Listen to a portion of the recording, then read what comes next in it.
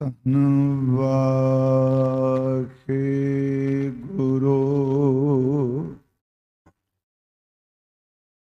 ਸਾਹਿਬ JIO.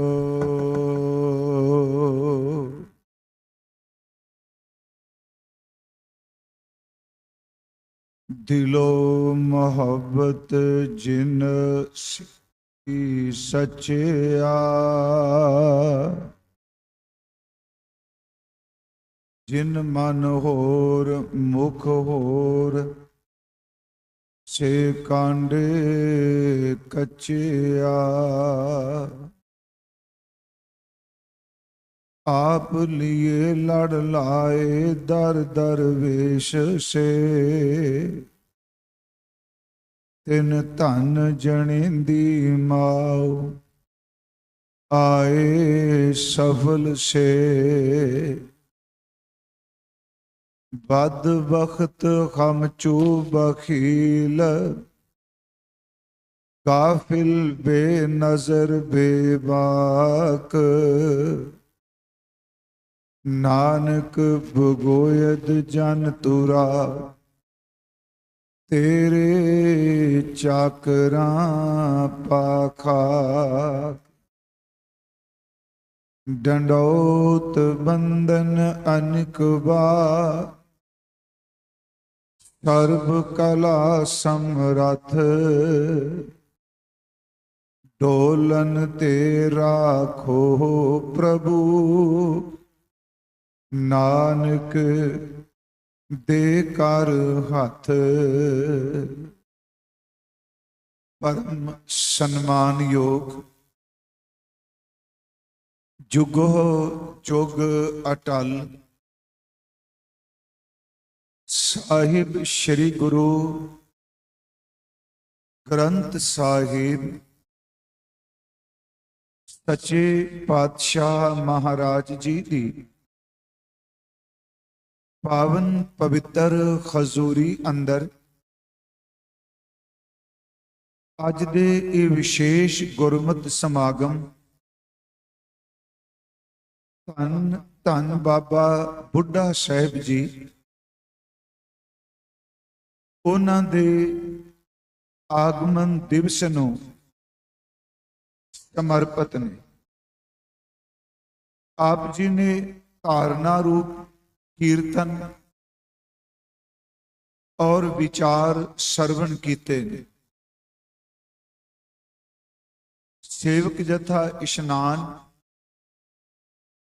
और भाई Suvinder Singh ji Dubai वाले जिन्हां दे पूर्ण सहयोग नाल आप संगत दी असीस नाल ये दीवान ये समागम उलीके जाते ने। मैं इस वरे पहली बार आप जी दे इस समागम की हाजरी भरन आया और खास करके मेरे वीर सरदार बलविंदर सिंह जी बैंस, मैंबर श्रोमणी गुरुद्वारा प्रबंधक कमेटी, साबका MLA लुधियाने तो पिछले साल भी बैंस साहब ने कहा, पर इस वरे आप संगत दे दर्शन कराने का ये वसीला बने ने। आप सब नूं पता है कि अमृत वेले हाजरी भरनी हुंदी है पहला, फिर मंजी साहब दीवान हाल कथा विचार। इस करके मैं यत्न करना कुन्ना संध्या दे प्रोग्राम संकोचवे होण। आओ संगत जी, सन्मानयोग बाबा स्वरूप सिंह जी, आप समूह गुरमुख प्यारे संगत भी सजे हो। विचार की आरंभता तो पहला गुरु बख्शी फतेह अदब सहित बुलाओ जी। वाहिगुरु जी का खालसा, वाहिगुरु जी की फतेह। सन्मानयोग बाबा बुढ़ा साहिब जी का यह नगर है। भावें बाबा सूंगा रंधावा जी और सन्मानयोग जन्म देने वाले माता गौरा जी, उन्हां दी कुख तो बाबा बुढ़ा साहब जी का जन्म कत्थू नंगल की धरती ते हुंदा है। 22 अक्तूबर सन 1506 नूं बाबा बुढ़ा साहब का जन्म हुंदा है।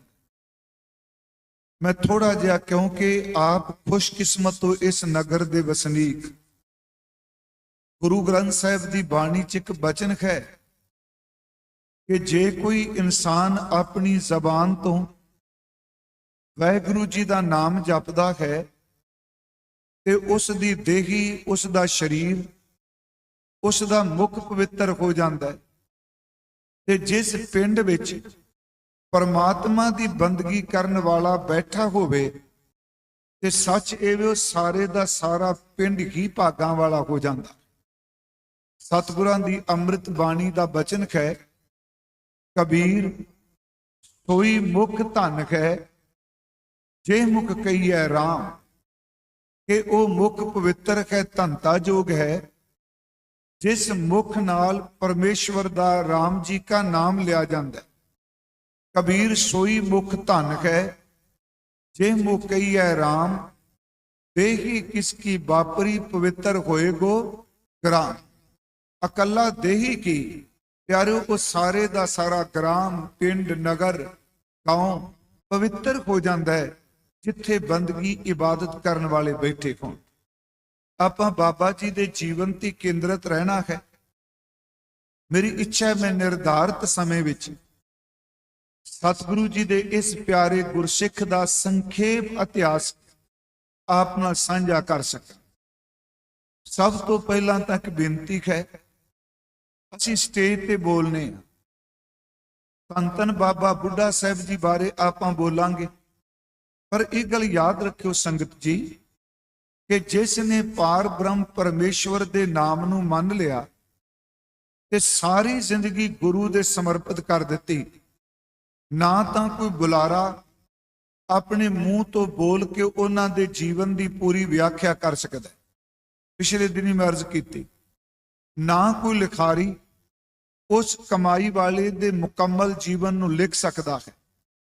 ते जे विद्वानां दा समूह इकट्ठा करके कहिए जी तुसी उन्हां संबंधी कोई गोष्ठी, कोई विचार चर्चा करो, ते गुरु नानक साहब बचन कर दिया सच्चे पातशाह कि विद्वानां दा समूह भी उन्हां दे जीवन की चर्चा नहीं कर सकता जिसने अपने मन विच शरधा नाल वाहिगुरू जी दे नाम नूं मन लिया।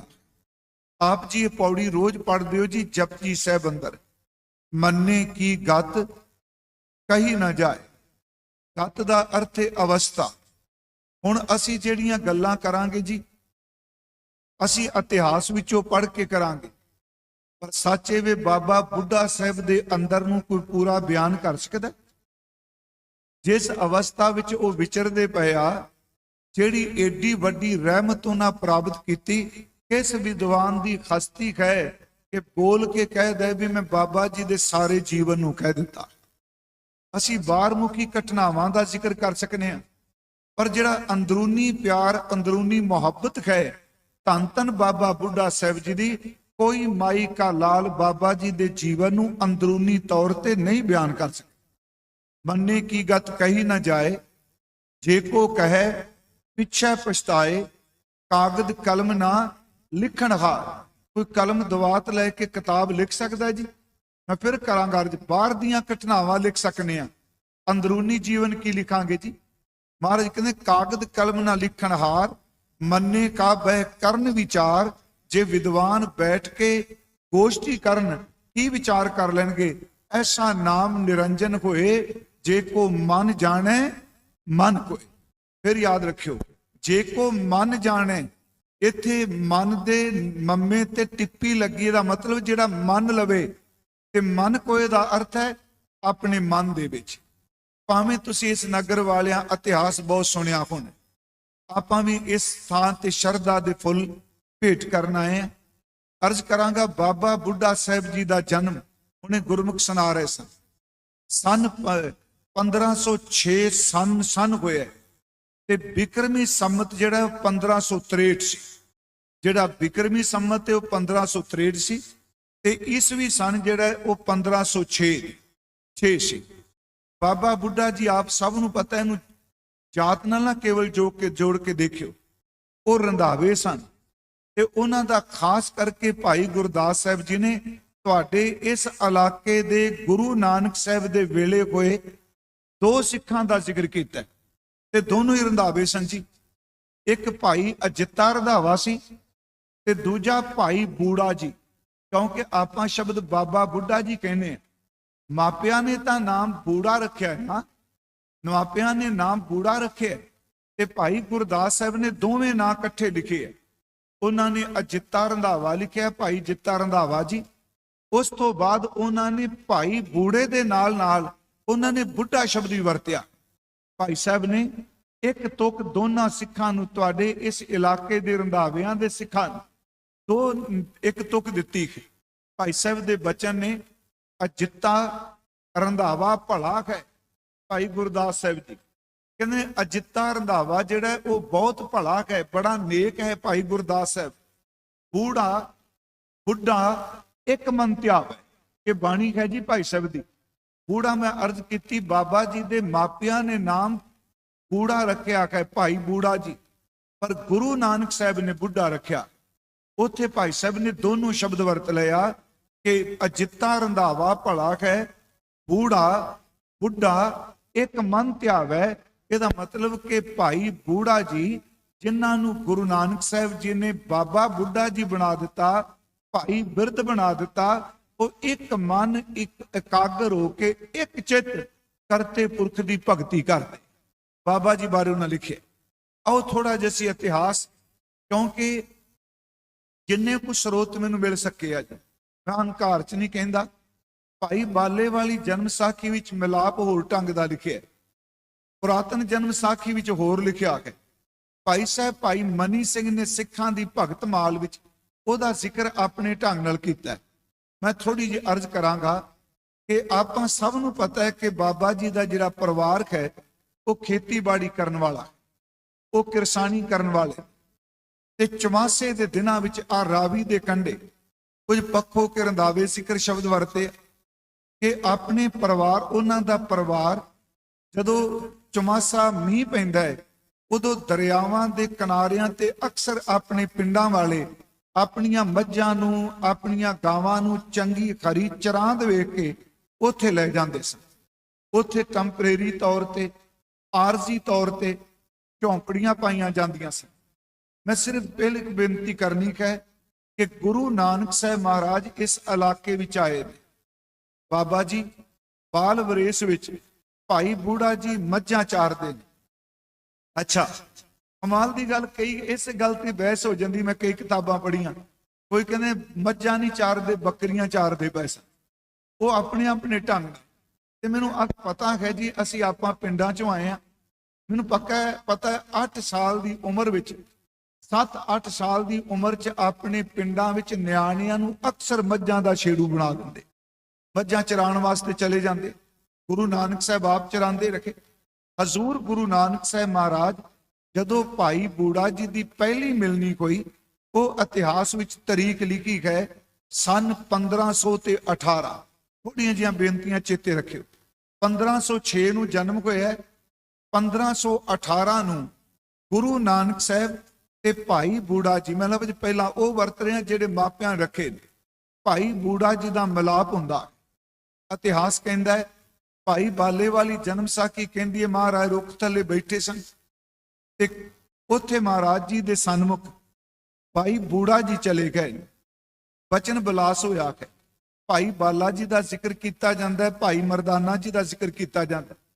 ਕੋਈ ਸਮਾਂ ਬੈਠੇ ਆ, ਵਾਪਸ ਚਲੇ ਗਏ ਤੇ ਭਾਈ ਬਾਲਾ ਜੀ ਪੁੱਛਦੇ ਨੇ, ਮਹਾਰਾਜ ਇਹ ਬੱਚਾ ਆਇਆ, ਆਪ ਜੀ ਨਾਲ ਗੱਲਬਾਤ ਕੀਤੀ ਤੇ ਵਾਪਸ ਚਲੇ ਗਏ। ਹਜ਼ੂਰ ਨੇ ਉੱਥੇ ਬੜਾ ਪਿਆਰਾ ਬਚਨ ਕਿਹਾ, ਕਹਿਣ ਲੱਗੇ ਕਿ ਦੀਵਾ ਤਿਆਰ ਹੈ, ਘਿਓ ਪਿਆ ਹੋਇਆ ਹੈ, ਬੱਤੀ ਭਿੱਜੀ ਹੋਈ ਹੈ, ਬਸ ਇੱਕ ਵਾਰੀ ਮਿਲ ਕੇ ਚਲਾ ਗਿਆ, ਇਹਨੇ ਟਿਕਣਾ ਨਹੀਂ, ਕੱਲ ਨੂੰ ਵਾਪਸ ਜ਼ਰੂਰ ਆਏਗਾ। ਦੀਵਾ ਤਾਂ ਤਿਆਰ ਹੈ पर कल नूं इहो जी बत्ती जगेगी कि रहिंदी दुनिया तक इस दे बाले हुए दीवे दा प्रकाश लोकी मानदे रहे। मैं अर्ज करा, दूजे दिन बाबा बुढ़ा जी आउंदे ने दुध लैके, जो साडा इतिहास जिवें पिंडां 'च आपां जाणने, वो दुध लैके आउंदे आ। इत्थे भाई मनी सिंह दा एक बोल मैं आप नाल साझा करना, नाले तां हजूर नूं दुध छकांदे आ ते उत्थे बैठिया बैठिया इन्हां ने 2-3 सवाल कीते। ये नोट करियो। पहला सवाल सी धन गुरु नानक साहब जी नूं कि संत जी बाबा जी कि मौत दा भय किवें मुक सकदा है। बाबा जी दा सवाल सी, मौत दा भय खत्म हो सकदा है।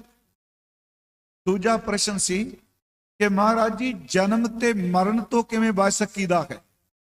ये गल मेरी फिर ध्यान नाल सुनियो, आप जी इस इलाके दे सज्जन बैठे हो कि बुढ़ा शब्द क्यों वरतिया गया। भावें साडे पुराने इतिहासकारां ने यह भी दसता जी भी वो चिट्टा दाड़ा हो गया। देखो मैं आपनूं बेनती करांगा, इतिहासकार प्रतीक वरतदे आ, बिंब वरतदे आ, पर आपां बाणी दी रोशनी विच देखना है बुढ़ा क्यों कह दिता जी। हाँ, नाम तां भाई बूढ़ा है, जिस वक्त मिले ने उस वक्त नाम भाई बूढ़ा जी है। उत्थे जदों मैं कहा जन्म मरण तो किवें बचीए, दूजी गल मौत दा डर किवें खत्म होवे, ते तीसरा उन्हां दा बचन सी जी कि महाराज जी किरपा करो कि दसो कि मुक्ति दा पात्र बंदा किवें बनदा। हुण 12 साल दी उम्र ते 3 सवाल कीते। अरे सुनियो, सतगुरां ने तिन्हां सवालां नूं सुन लिया गुरु नानक साहब जी ने, ते नाल ही प्रश्न कर दिता कि बेटा बच्चा तेरी उम्र किन्नी है। ते बाबा जी ने कहा जी मेरी उम्र है 12 साल दी। करदे की हो जी? कहंदे ने जी जिमीदार दा पुत्तर हाँ, पिता जी खेती करदे आ, ते बाबा जी कहंदे ने सतगुरु जी नूं कि मैं मੱਝਾਂ चारना वा। ते हजूर ने बचन किया कि तुहाडी उम्र अजे 12 साल दी है, पर आप जी मौत की गल क्यों करदे पए? अजे तां बाल अवस्था है। आप जी कह रहे हो मौत दा भय किवें मुके, आप जी कह रहे हो जन्म मरण तो किवें बचीए, मुक्ति किवें मिल सकती है। उम्र तुहाडी 12 साल की बाल अवस्था है ते मौत किवें चेते आ गई। उत्थे भाई मनी सिंह जी जिहड़ी सिखां दी भगत माल है ना, जे किसी नूं पढ़न दा मौका मिले मेरी बेनती है, जिहड़ी मैं आ तुक पढ़ी है ना, बूढ़ा बुढ़ा एक मन ध्यावै, ये भाई गुरदास साहब की वार है ते इन्हां दी व्याख्या भाई मनी सिंह उन्हां ने कीती। ते उस ग्रंथ का छोटा जिहा ग्रंथ है जी, उसका नाम है सिखां दी भगत माल। एक होर मैं बेनती करनी है, मैं कालफ ने बाबा जी बारे गल लिखी है, वो मेल नहीं खाती जी। मैं कोई निर्णय करनी आया, वो कहता है बाबा जी नूं तां सोझी पई, उन्हां जदों मौत बारे पुछया ते बाबा बुढ़ा जी ने कहा, बच्चे ने बाल विरेश विच भाई बूढ़ा जी ने कि मेरी मां अग बालदी सी, बालण वास्ते कहा ते मैं वड्डियां लकड़ां नूं अग लांदा सां, वो लग नहीं सी रही। ते मां ने कहा वे पुत्तर पहला छोटियां टाणियां नूं अग लाइए तां वड्डियां नूं लगदी है। वो कहंदा जी इत्थों बाबा जी नूं समझ पै गई कि कई बारी वड्डे घर विच बैठे रहिंदे आ ते बच्चे पहला संसार तो चले जांदे। पर मैं आप नूं एक बेनती करांगा, गल ध्यान नाल सुणियो। जिहड़ी सिखां दी भगत माल है ना, ये लफ्ज क्यों वरते? क्योंकि साडा पढ़न वाल बहुत घट ध्यान जी, मैनूं बख्श दिया जी, साडा खिमा कर दिओ। साडे पुराने बजुर्ग घरां जन्म साखियां पढ़दे सन। अज किन्ने कु घर ने जिथे रात सौण लग्गियां किसी जन्म साखी का पाठ हुंदा। पिंडां विच चुरस्ते विच बैठ के मैनूं याद है, तुहानूं पता होना सर ज्ञानी करतार सिंह जी कलास वालिया होए ने, ना जानते हैं जी ज्ञानी करतार सिंह कलास वालिया? नहीं। देखो अफसोस है इस गल्लां दा। दरबार साहब दे खैड ग्रंथी होए आ, उन्होंने तवारीख लिखी है काव रूप दे विच। मैं छोटा जिहा सां, चौथी पढ़दा सां, साडे पिंड दे विच बजुर्ग चुरस्ते विच बैठ के एक जना लय दे नाल इतिहास पढ़दा सी, वो छंदा बंदी है, बाकी सारे बजुर्ग सुनते हुंदे सी। पर सच इवे आधुनिक युग ने इहो जिहा इंस्ट्रूमेंट साडी जेब च पा दिता है जी, ना इकट्ठियां बहन दिंदा है, ना इकट्ठियां गल्लां करन दिंदा है। तुसीं घर दे विच सारे जी इकट्ठे बैठे होइए, मैं हकीकत कहना साडी मैं अपने आप नूं शामिल मादत बन गई। घर दे जी रात नूं इकट्ठे होण ते मेरा ख्याल 100 परिवारां विचों 90 परिवार ने ਤੇ 7 ਜੀ ਬੈਠੇ ਨੇ, ਸੱਤੇ ਜੱਤੇ ਫੋਨ ਤੇ ਲੱਗਿਆ, ਗੱਲ ਕੋਈ ਨਹੀਂ ਕਰਦਾ। ਹਾਂ, ਸਾਰਿਆਂ ਦੇ ਸਿਰ ਝੁਕੇ ਹੋਏ ਜੀ। ਇਸ ਤਰ੍ਹਾਂ ਫੋਨ ਅੱਗੇ ਸਿਰ ਝੁਕਾਉਂਦੇ ਆ, ਗੁਰੂ ਅੱਗੇ ਹੋਲਾ ਸਿਰ ਛੇਤੀ ਝੁਕਾਉਂਦੇ। ਮੈਂ ਆਪ ਨੂੰ ਬੇਨਤੀ ਤਾਂ ਕਰ ਲੱਗਾ, ਇਹ ਜਿਹੜੀ ਸਿੱਖਾਂ ਦੀ ਭਗਤ ਮਾਲ ਹੈ, ਥੋੜਾ ਜਿਹਾ ਵੇਰਵਾ ਦੇਣ ਲਈ। ਉਹਦੇ ਵਿੱਚ ਭਾਈ ਗੁਰਦਾਸ ਸਾਹਿਬ ਨੇ ਗੁਰੂ ਨਾਨਕ ਸਾਹਿਬ ਜੀ ਤੋਂ ਲੈ ਕੇ ਗੁਰੂ ਹਰਗੋਬਿੰਦ ਸਾਹਿਬ ਤੱਕ ਜਿਹੜੇ ਕਰਨੀ ਕਮਾਣੀ ਵਾਲੇ ਸਿੱਖ ਹੋਏ ਨੇ, ਉਹਨਾਂ ਸਿੱਖਾਂ ਦਾ ਨਾਮ ਤੇ ਉਹਨਾਂ ਦੇ ਥੋੜੀ ਥੋੜੀ ਕਮਾਈ ਦਾ ਵੇਰਵਾ ਦਿੱਤਾ। ਭਾਈ ਸਾਹਿਬ ਨੇ ਜਿਹੜਾ ਪਹਿਲਾ ਸਿੱਖ ਗੁਰੂ ਨਾਨਕ ਸਾਹਿਬ ਦਾ ਲਿਖਿਆ ਆਪਣੀ ਰਚਨਾ ਵਿੱਚ, ਉਹ ਲਿਖਦੇ ਨੇ, ਤਾਰੂ ਪੋਪਟ ਤਾਰਿਆ ਗੁਰਮੁਖ ਬਾਲ ਸੁਭਾਏ ਉਦਾਸੀ। ਉਹਨਾਂ ਨੇ ਭਾਈ ਤਾਰੂ ਦਾ ਜ਼ਿਕਰ ਕੀਤਾ। ਕਰਤਾਰਪੁਰ ਸਾਡੇ ਨੇੜੇ ਇੱਥੇ, ਇਹ ਗੱਲ ਸੁਣਿਓ, ਇਹ ਭਾਈ ਤਾਰੂ ਸਿੰਘ ਨਹੀਂ, ਕਿਉਂਕਿ ਇੱਕ ਵਾਰੀ ਮੈਂ ਕਥਾ ਕਰ ਰਿਹਾ ਸਾਂ ਤੇ ਉਹ ਸੱਜਣ ਸੁਣਿਆ ਤੇ ਉਹ ਕਹਿੰਦਾ ਜੀ ਤੁਸੀਂ ਭਾਈ ਤਾਰੂ ਜੀ ਦਾ ਜ਼ਿਕਰ ਕਰ ਦਿੱਤਾ, ਉਹ ਤਾਂ ਬਹੁਤ ਬਾਅਦ ਵਿੱਚ ਹੋਇਆ। ਤੇ ਮੈਂ ਉਦੋਂ ਫਿਰ ਮਾੜਾ ਸੋਚਿਆ ਵੀ ਆਪਾਂ ਨੂੰ ਇਹ ਵੀ ਦੱਸਣਾ ਜ਼ਰੂਰੀ ਬਣ ਜਾਂਦਾ। ਭਾਈ ਤਾਰੂ ਸਿੰਘ ਬਹੁਤ ਬਾਅਦ ਵਿੱਚ ਨੇ, ਪੂਲੇ ਵਾਲੇ। ਇਹ ਭਾਈ ਤਾਰੂ ਕਰਤਾਰਪੁਰ ਗੁਰੂ ਨਾਨਕ ਸਾਹਿਬ ਦੀ ਸ਼ਰਨ ਵਿੱਚ ਆਉਂਦਾ। ਇਹ ਛੋਟਾ ਜਿਹਾ ਬੱਚਾ ਹੈ ਜੀ, ਭਾਈ ਤਾਰੂ। ਇਹਨੂੰ ਭਾਈ ਸਾਹਿਬ ਨੇ ਲਿਖਿਆ, ਤਾਰੂ ਪੋਪਟ ਤਾਰਿਆ ਗੁਰਮੁਖ ਬਾਲ ਸੁਭਾਏ ਉਦਾਸੀ। ਇਹ ਬੱਚਾ ਰੋਜ਼ਾਨਾ ਕਰਤਾਰਪੁਰ ਧਰਮਸ਼ਾਲਾ ਵਿੱਚ ਗੁਰੂ ਨਾਨਕ ਸਾਹਿਬ ਜੀ ਦੇ ਸਨਮੁਖ ਖਲੋ ਕੇ ਕੀਰਤਨ ਸੁਣਦਾ। ਸਰਦੀ ਜਾਏ ਗਰਮੀ ਜਾਏ, ਪੋਹ ਦੀਆਂ ਰਾਤਾਂ ਸਨ ਜੀ। ਇਹ ਬੱਚਾ ਅੰਮ੍ਰਿਤ ਵੇਲੇ ਪੋਹ ਦੇ ਦਿਨਾਂ ਵਿੱਚ ਵੀ ਉੱਥੇ ਹੱਥ ਜੋੜ ਕੇ ਖਲੋਤਾ ਰਹਿੰਦਾ। ਤੇ ਸਤਿਗੁਰਾਂ ਨੇ ਇੱਕ ਦਿਨ ਸੰਗਤ ਵਿੱਚ ਇਸ ਬੱਚੇ ਨੂੰ ਪੁੱਛ ਲਿਆ ਕਿ ਬੇਟਾ, ਤੂੰ ਹਨੇਰੀ ਜਾਏ ਮੀਂਹ ਜਾਏ, ਗਰਮੀ ਹੋਵੇ ਸਰਦੀ ਹੋਵੇ, ਤੁਸੀਂ ਰੋਜ਼ਾਨਾ ਨੇਮ ਨਾਲ ਆਉਂਦੇ ਹੋ, ਤੁਹਾਡਾ ਕਾਰਨ? ਤੇ ਉਸ ਬੱਚੇ ਨੇ ਕਿਹਾ ਸੀ, ਬਾਬਾ ਜੀ ਮੌਤ ਬਚਪਨ ਥੋੜਾ ਵੇਖਦੀ ਹੁੰਦੀ ਹੈ। ਯਾਦ ਰੱਖਿਓ, ਇਹ ਥੋੜੀ ਸਾਖੀਆਂ ਮਿਲਦੀਆਂ ਨੇ ਆਪਸ ਚ।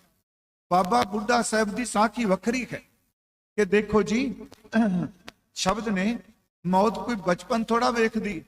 ਸਤਿਗੁਰੂ ਨੇ ਪੁੱਛਿਆ ਭਾਈ ਤਾਰੂ ਨੂੰ, ਬੇਟਾ ਤਾਰੂ ਤੈਨੂੰ ਕਿਵੇਂ ਪਤਾ? ਉਹ ਇਹਦੀ ਸਾਖੀ ਹੈ। ਕਹਿੰਦਾ ਮਾਂ ਨੇ ਚੁੱਲ੍ਹੇ ਵਿੱਚ ਅੱਗ ਬਾਲਣ ਲਈ ਕਿਹਾ ਸੀ, ਵੱਡੀਆਂ ਲੱਕੜਾਂ ਨੂੰ ਅੱਗ ਲਾ ਰਿਆ ਸਾਂ, ਅੱਗ ਲੱਗ ਨਹੀਂ ਸੀ ਰਹੀ। ਛੋਟੀਆਂ ਛੋਟੀਆਂ ਕਰੂੰਬਲਾਂ ਜਿਹੜੀਆਂ ਟਾਹਣੀਆਂ ਨੇ, ਪਹਿਲਾਂ ਉਹਨਾਂ ਨੂੰ ਅੱਗ ਲੱਗੀ। ਮਾਂ ਨੇ ਕਿਹਾ, ਵੇ ਤਾਰੂ ਪਹਿਲਾਂ ਛੋਟੀਆਂ ਟਾਹਣੀਆਂ ਨੂੰ ਅੱਗ ਲਾ, ਵੱਡਿਆਂ ਨੂੰ ਬਾਅਦ ਵਿੱਚ ਲੱਗਦੀ ਹੁੰਦੀ ਏ। ਕਹਿੰਦਾ ਬਾਬਾ ਜੀ ਬਸ ਉਦੋਂ ਸਮਝ ਪੈ ਗਈ, ਟਾਹਣੀ ਤਾਂ ਬਾਅਦ ਵਿੱਚ ਆਈ ਏ, ਟਾਹਣ ਤਾਂ ਪਹਿਲਾਂ ਆਇਆ। ਸੁੱਕੇ ਕੋਈ ਫੁੱਲ ਤਾਂ ਬਾਅਦ ਵਿੱਚ ਨੇ, ਪਹਿਲਾਂ ਤਾਂ ਟਾਹਣੀਆਂ ਨੇ। ਪਰ ਉਦੋਂ ਸਮਝ ਪੈ ਗਈ ਕਿ ਜਿਹੜੇ ਬਾਅਦ ਵਿੱਚ ਆਈਆਂ ਟਾਹਣੀਆਂ ਨੇ, ਸ਼ਾਖਾਵਾਂ ਨੇ, ਉਹਨਾਂ ਨੂੰ ਅੱਗ ਪਹਿਲਾਂ ਲੱਗ ਜਾਂਦੀ ਏ। ਜਿਹੜੇ ਪਹਿਲਾਂ ਆਏ ਟਾਹਣ ਨੇ, ਉਹਨਾਂ ਨੂੰ ਅੱਗ ਬਾਅਦ ਵਿੱਚ ਲੱਗਦੀ ਏ। ਮਾਂ ਨੇ ਕਿਹਾ, ਮਣਾ ਇੱਥੇ ਜਨਮ ਦੇਣ ਵਾਲੇ ਮਾਪੇ ਕਈ ਵਾਰੀ ਜਿੰਦੇ ਰਹਿ ਜਾਂਦੇ ਆ, ਤੇ ਬੱਚੇ ਜਿਹੜੇ ਨੇ ਮਾਪਿਆਂ ਤੋਂ ਪਹਿਲਾਂ ਸੰਸਾਰ ਤੋਂ ਚਲੇ ਜਾਂਦੇ। ਬਸ ਉਸ ਦਿਨ ਦੀ ਸਮਝ ਪੈ ਗਈ ਕਿ ਮੌਤ ਦਾ ਪਤਾ ਕੋਈ ਨਹੀਂ। ਮੈਂ ਆਪ ਨੂੰ ਬੇਨਤੀ ਕਰਾਂ, ਇਹ ਘਟਨਾ ਹੈ ਭਾਈ ਤਾਰੂ ਪੋਪਟ ਦੀ। ਜਿਹੜੀ ਬਾਬਾ ਜੀ ਦੀ ਘਟਨਾ ਹੈ ਭਾਈ ਮਨੀ ਸਿੰਘ ਜੀ ਦੇ ਮੁਤਾਬਕ, ਮੌਤ ਦਾ ਭੈ ਕਿਵੇਂ ਖਤਮ ਹੋਏ, ਮੁਕਤੀ ਕਿਵੇਂ ਮਿਲ ਸਕਦੀ ਹੈ।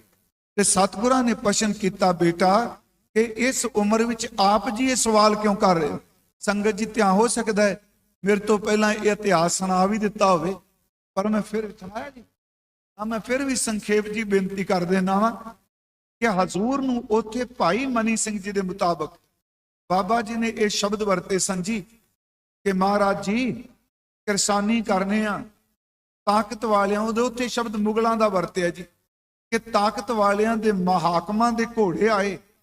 ਕੁਝ ਫਸਲ ਜਿਹੜੀ ਸੀ ਜ਼ਮੀਨ ਚੋਂ ਨਿਕਲ ਰਹੀ ਸੀ, ਜਿਹੜੀ ਕੱਚੀ ਸੀ, ਮਾਂ ਦੇ ਘੋੜੇ ਆਏ, ਇਹਨਾਂ ਨੇ ਕੱਚੀ ਫਸਲ ਕਰ ਦਿੱਤਾ। ਡੱਡਰੀ ਫਸਲ ਨੂੰ ਘੋੜੇ ਖਾ ਗਏ, ਉਜਾੜ ਗਏ, ਤੇ ਪੱਕੀ ਹੋਈ ਫਸਲ ਨੂੰ ਵੱਢ ਕੇ ਹਾਕਮ ਲੈ ਗਏ। ਬਸ ਉਦੋਂ ਦੀ ਮਨ ਨੂੰ ਇੱਕੋ ਗੱਲ ਖਾਰੀ ਹੈ ਕਿ ਤਾਕਤ ਵਾਲਿਆਂ ਦੇ ਘੋੜੇ ਆਉਣ, ਕੱਚੀ ਡੱਡਰੀ ਤੇ ਪੱਕੀ ਫਸਲ ਸਾਰੀ ਤਬਾਹ ਕਰਕੇ ਚਲੇ ਗਏ, ਵੱਢ ਲਗਾਏ, ਉਜਾੜ ਗਏ, ਘੋੜਿਆਂ ਦੇ ਖੁਰਾਂ ਨਾਲ ਪੈਰਾਂ ਨਾਲ ਉਹ ਲਤਾੜ ਦਿੱਤੀ। ਉਸ ਦਿਨ ਦਾ ਮਨ ਨੇ ਕਿਹਾ, ਮਨਾ ਕਿ ਮੌਤ ਵੀ ਤਾਂ ਤਾਕਤ ਵਾਲੀ ਹੈ। ਜਿਵੇਂ ਕੱਚੀ ਫਸਲ ਨੇ ਅਜੇ ਡੱਡਰੀ ਕੋਣਾ ਸੀ, ਗੱਬੇ ਵਾਲੀ ਨੇ ਪੱਕਣਾ ਸੀ, ਪਰ ਉਹਨਾਂ ਸ਼ਬਦ ਵਰਤਿਆ ਕਿ ਕੱਚੀ ਫਸਲ ਬਾਲ ਉਮਰ ਹੈ, ਡੱਡਰੀ ਫਸਲ ਜਵਾਨੀ ਹੈ, पक्की हुई फसल बुढ़ेपा है, जे इक्को वेरे कच्ची पक्की ते डडरी एक हाकम वढ के ले जाता है। मौत का की भरोसा है कि जवानी तो पहला बचपन विच ही लै जाए। मौत का की भरोसा है कि जवानी विच ही लै जाए। पर बाबा जी, जे बचपन च नहीं आई मौत, जे जवानी च नहीं आई मौत, पर एक गल की सच्चाई है कि बुढ़ेपे तो बाद, गुरमुखो थोड़ा ध्यान दे आज मेरी बेनती वाल, कि बुढ़ा शब्द क्यों है, कि बुढ़ेपे तो बाद मौत ने अवश्य आना है। उत्थे सतगुरां ने शब्द कहा सी कि बच्चे, उम्र तेरी बच्चियां वाली है, भाई बूढ़ा उम्र तेरी बालां वाली है, पर बचन तुसी बुढ़ियां वाले करदे पए हो। साडा इतिहास कहंदा है उस दिन नाम पै गया सी भाई बूढ़े तो बाबा बुढ़ा जी, भाई बिरध जी। हुण मैं इत्थे एक बेनती करनी है तुहानूं बाणी च। साखी आपने पहला सुन ली, बाबा जी कह रहे पहला भी सुनाई गई, पर मैं बेनती करनी है, ये क्यों कह दिता कि तुसी बुढ़े हो। भाई बिरध साडा इतिहास कहंदा, वैसे भाई बिरध शब्द वरते रहे, ਇਹਦਾ हो गया भाई बुढ़ा जी। ਅਸੀਂ अदब नाल जदों बजुर्ग होए सारे कहने आ बाबा बुढ़ा जी। ये क्यों कह दिता 12 साल की उम्र च कि तुसी बुढ़े हो। इत्थे एक बेनती, तुसी आपां बचपन तो लैके जवानी बुढ़ेपा सारे बैठे। गुरमुखो ध्यान दिया जी, जदों मां की कुख च औलाद हुंदी है ना, गुरबाणी मुताबक जदों मां की कुख च औलाद हुंदी है, हर मां जिहड़ी है, इहनूं अश्लीलता नाल नहीं जाना, हर मां जिन्हें बच्चे नूं जन्म देना है, वो अपने होने वाले बच्चे तो बड़ियां आसां लांदी है। महाराज गुरु ग्रंथ साहिब का एक वचन है, ज्यों जननी गर्भ पालती सुत की कर आसा, वड्डा होए धन खाट दे कर भोग विलासा। सुनियो, अजे बच्चा नहीं पैदा होया, ज्यों जननी गर्भ पालती, जिवें मां अपनी कुख च बच्चे नूं पालदी है, ते ये आस करके सुत की कर आसा कि परमात्मा मैनू पुत्र की दात दे, ते अजे जन्म भी नहीं होया, ते नाल ये आस करदी वड्डा होए तन खाट दे कर भोग विलासा, ये वड्डा होवेगा, ये खट कमा के लियावेगा, ये मेरी सेवा करेगा। ਇਹਦਾ मतलब कि अजे ध्यान नाल गुरमुख गल नूं सुनियो, अजे जन्म नहीं होया, मां आने वाले भविख बारे सोच रही है कि मेरा बच्चा होएगा, वड्डा होएगा, आ कुछ करेगा। जदों बच्चे का जन्म होंदा, बाबा बुढ़ा जी क्यों ने 12 साल की उम्र च जदों बच्चे का जन्म होंदा, वो थोड़ा जिहा चलन फिरन लग पैंदा, बोलन लग पैंदा। आपां स्कूल च बच्चे नूं पाईए, मेरा ख्याल अपने घरां च आपां पुछ लैंदे आ कि मेरे पुत्र तू वड्डा होके की बनना है, वो कह दिंदा मैं पढ़ांगा, मैं अफसर बनांगा, मैं वकील बनांगा, मैं पुलिस जावांगा। ਇਹਦਾ मतलब एक बच्चे दे मन विच भी फ्यूचर दे फुरने उठदे पए आ। इस नूं सुनियो, वो भविख की गल कर रहे हैं कि मैं वड्डा होवांगा ते आ कुछ बनांगा। वो पढ़ाई करी चाह लै लैंदा है, ते मेरा ख्याल जवानी विच आ, क्योंकि साडा जिहड़ा इत्थों दा सिस्टम है, बाहर दा सिस्टम तां है जी 65 साल की उम्र तक बंदा काम करता, अमेरिका विच 65 साल तो बाद रिटायर करते। इसका मतलब जवानी तो लैके 65 साल तक, उंज गुरबाणी ने वचन किया 60 के बुढ़ेपा आवे। 60 साल की उम्र च कहते बुढ़ेपा शुरू हो गया, पर 65 साल की उम्र च रिटायरमेंट है जी बाहर। मैं अर्ज करा कि जवानी तो लैके बुढ़ेपे तक जदों जॉब कर रहा है, मनो च ना मनो, हर बंदा नौकरी करने वाला, व्यापार करने वाला, वाही करने वाला, जवानी च जोर इस करके ला लिया भी आने वाला भविख बुढ़ेपे दे दिन चौके निकल जाए। फिर भी फ्यूचर बारे सोच रहा है ना, है जवानी च, पर कम कर रहा बुढ़ेपे वास्ते। फिर मैं रिपीट करांगा, बच्चा है, बच्चा जवानी विचों भविख देख रहा है। जवान बंदा अपने बुढ़ेपे दे भविख लई अपने भविख विच आउंदे नहीं, पर ज्यादा बंदे जिहड़े जदों बुढ़ेपा आउंदा है 70 साल टप जाते हैं, रब उम्र बख्शे, अक्सर बुढ़ेपे विच गए कोई बंदे बीते दिनां दीयां गल्लां करदे, फ्यूचर की गल क्यों ने बाबा बुढ़ा जी क्यों कह दिता जी। बुढ़ेपे विच गए कोई बंदे साडे पिंडां च मैं देखे, क्योंकि मैं असी सारे पिंडू हाँ जी, वाही करन वाले, ते मैं कई बारी कहना सानू इन्ना सुखाए ਗੁਰਬਾਣੀ ਵਿੱਚ ਸਾਰੀਆਂ ਉਦਾਹਰਨਾਂ ਹੀ ਪਿੰਡਾਂ ਦੀਆਂ ਦਿੱਤੀਆਂ, ਹਵਾਈ ਵਾਲੀਆਂ ਉਦਾਹਰਨਾਂ ਨੇ ਜੀ। ਮੈਂ ਇੱਕ ਦਿਨ ਬਾਬਾ ਜੀ ਮੈਂ ਸੋਚਿਆ ਵੀ ਇੱਕ ਸ਼ਬਦ ਅਸੀਂ ਚਲੋ ਇਹ ਸਾਰੇ ਪੜ੍ਹਨੇ ਆ, ਛੁੱਟੈ ਤਿਲ ਬੁਵਾੜ ਜਿਉਂ ਸੁਣਿਆ ਅੰਦਰ ਖੇਤ। ਜਮਾ ਕਰਿਓ, ਸ਼ਹਿਰੀ ਬੱਚੇ ਨੂੰ ਕੀ ਪਤਾ ਬੁਵਾੜ ਤਿਲ ਕਿਉਂ, ਤੇ ਫਿਰ ਪਿੰਡਾਂ ਵਾਲਿਆਂ ਨੂੰ ਪਤਾ ਨਹੀਂ ਅੱਜ ਕੱਲ੍ਹ ਹੋਣਾ, ਕਿਉਂਕਿ ਪੈਲੀਆਂ ਠੇਕੇ ਦਿੱਤੀਆਂ, ਆਪ ਫੋਨ ਫੜ ਕੇ ਤੁਰੇ ਫਿਰਦੇ। ਹਾਂਜੀ, ਬੁਵਾੜ ਤਿਲ ਕੀ ਹੈ। ਦੂਜੀ ਗੱਲ, ਇੱਕ ਪਾਠ ਹੁੰਦਾ ਜੋ ਡਰਨਾ ਖੇਤ ਮਾਏ ਡਰਾਇਆ। ਡਰਨੇ ਦਾ ਪਤਾ ਸ਼ਹਿਰੀ ਨੂੰ ਪੁੱਛੋ ਡਰਨਾ ਕੀ ਹੈ ਜੀ, ਉਹਦੀ ਜਾਣੇ ਬੁਲਾ। ਤੇ ਤੁਹਾਨੂੰ ਪਤਾ ਹੈ ਕਿ ਜਦੋਂ ਝੋਨਾ ਪੱਕਦਾ ਹੈ, ਚਿੜੀਆਂ ਪੈਂਦੀਆਂ ਨੇ, ਆਪਾਂ ਬਨਾਵਟੀ ਜਾਂ ਬੰਦਾ ਬੁੱਤ ਖੜਾ ਕਰ ਦਿੰਦੇ ਆ। ਇਹ ਗੁਰਬਾਣੀ ਚ ਆਇਆ। ਇੱਕ ਬਚਨ ਹੁੰਦਾ, ਫਰੀਦਾ ਥੀਓ ਪਵਾਹੀ ਦੱਬ ਜੇ ਸਾਈਂ ਲੋੜੈ ਸਭ। ਹੁਣ ਦੱਬ ਦਾ ਪਤਾ ਆਪਾਂ ਪਿੰਡਾਂ ਵਾਲਿਆਂ ਨੂੰ ਪਤਾ, ਦੱਬ ਕੀ ਹੁੰਦੀ ਪਤਾ ਨਾ ਜੀ। ਦੱਬ ਦਾ ਦਰਿਆਵਾਂ ਦੇ ਕੰਢੇ ਦੱਬ ਹੁੰਦੀ ਹੈ। ਦੱਬ ਨੂੰ ਇਹ ਸਾਰੇ ਬਚਨ ਨੇ, ਦੱਬ ਨੂੰ ਵੱਢ ਕੇ ਰਸਤੇ ਵਿੱਚ ਪਿਆ ਸਮਝਦੇ ਨਾ ਆਪ ਜੀ, ਪਿਆ ਰਸਤੇ ਵਿੱਚ ਵਿਛਾ ਦਿੰਦੇ ਨੇ, ਉੱਤੋਂ ਡੰਗਰ ਲੰਘਦੇ ਆ, ਬੰਦੇ ਲੰਘਦੇ ਆ। ਜਦੋਂ ਉਹ ਦੱਬ ਨਰਮ ਹੋ ਜਾਂਦੀ ਏ, ਉਹਦੀਆਂ ਫਿਰ ਸਭਾ ਬਣਦੀਆਂ ਹੁੰਦੀਆਂ। ਪਰ ਇਹ ਗੁਰਬਾਣੀ ਚ ਬਚਨ ਆਇਆ। ਇੱਕ ਬਚਨ ਹੈ, ਕਣ ਬਿਨਾ ਜੈਸੇ ਥੋਤਰ ਤੁਖਾ। ਅੱਜ ਕੱਲ ਝੋਨੇ ਨਾਲ ਸੰਬੰਧ ਹੋ ਗਿਆ, ਜਿਵੇਂ ਦਾਣੇ ਤੋਂ ਬਿਨਾ ਤੁਖਾ ਦਰ ਤੇ ਉੱਪਰ ਵਾਲੇ ਛਿਲਕੇ ਦੀ ਕੋਈ ਕੀਮਤ ਨਹੀਂ। ਮੈਂ ਤਾਂ ਬੇਨਤੀ ਕੀਤੀ ਜੀ ਕਿ ਗੁਰਬਾਣੀ ਵਿੱਚ ਜ਼ਿਆਦਾ ਉਦਾਹਰਨਾਂ ਜਿਹੜੀਆਂ ਨੇ ਸਾਡੇ ਪੰਜਾਬ ਦੇ ਪੇਂਡੂ ਕਲਚਰ ਨਾਲ ਜੁੜੀਆਂ। ਇੱਕ ਦੋ ਹੋਰ ਬੇਨਤੀ ਕਰਕੇ, ਵਿਸ਼ਾ ਨਹੀਂ ਮੇਰਾ, ਅਸੀਂ ਵਡਹੰਸ ਰਾਗ ਪੜ੍ਹਨੇ ਬਾਬਾ ਜੀ, ਉਹਦੇ ਵਿੱਚ ਦੋ ਗੱਲਾਂ ਪਿੰਡ ਦੇ ਕਲਚਰ ਨਾਲ ਮੈਂ ਕਹਿ ਰਿਹਾ, ਮਰਿਆਦਾ ਨਾਲ ਨਾ ਜੋੜਿਓ। ਇੱਕ ਘੋੜੀਆਂ ਤੇ ਦੂਜੀਆਂ ਅਲਾਹਣੀਆਂ। ਇਹ ਅੱਜ ਕੱਲ ਦੇ ਬੱਚਿਆਂ ਨੂੰ ਨਹੀਂ ਪਤਾ ਘੋੜੀਆਂ ਕੀ ਨੇ, ਕਿਉਂਕਿ ਅੱਜ ਗਾਉਣ ਵਾਲੇ ਕਿਰਾਏ ਤੇ ਮਿਲ ਜਾਂਦੇ ਆ। ਮੈਂ ਇਹ ਨਹੀਂ ਕਹਿ ਰਿਹਾ ਮੈਂ ਗਾਣੇ ਪ੍ਰਮੋਟ ਕਰ ਰਿਹਾ।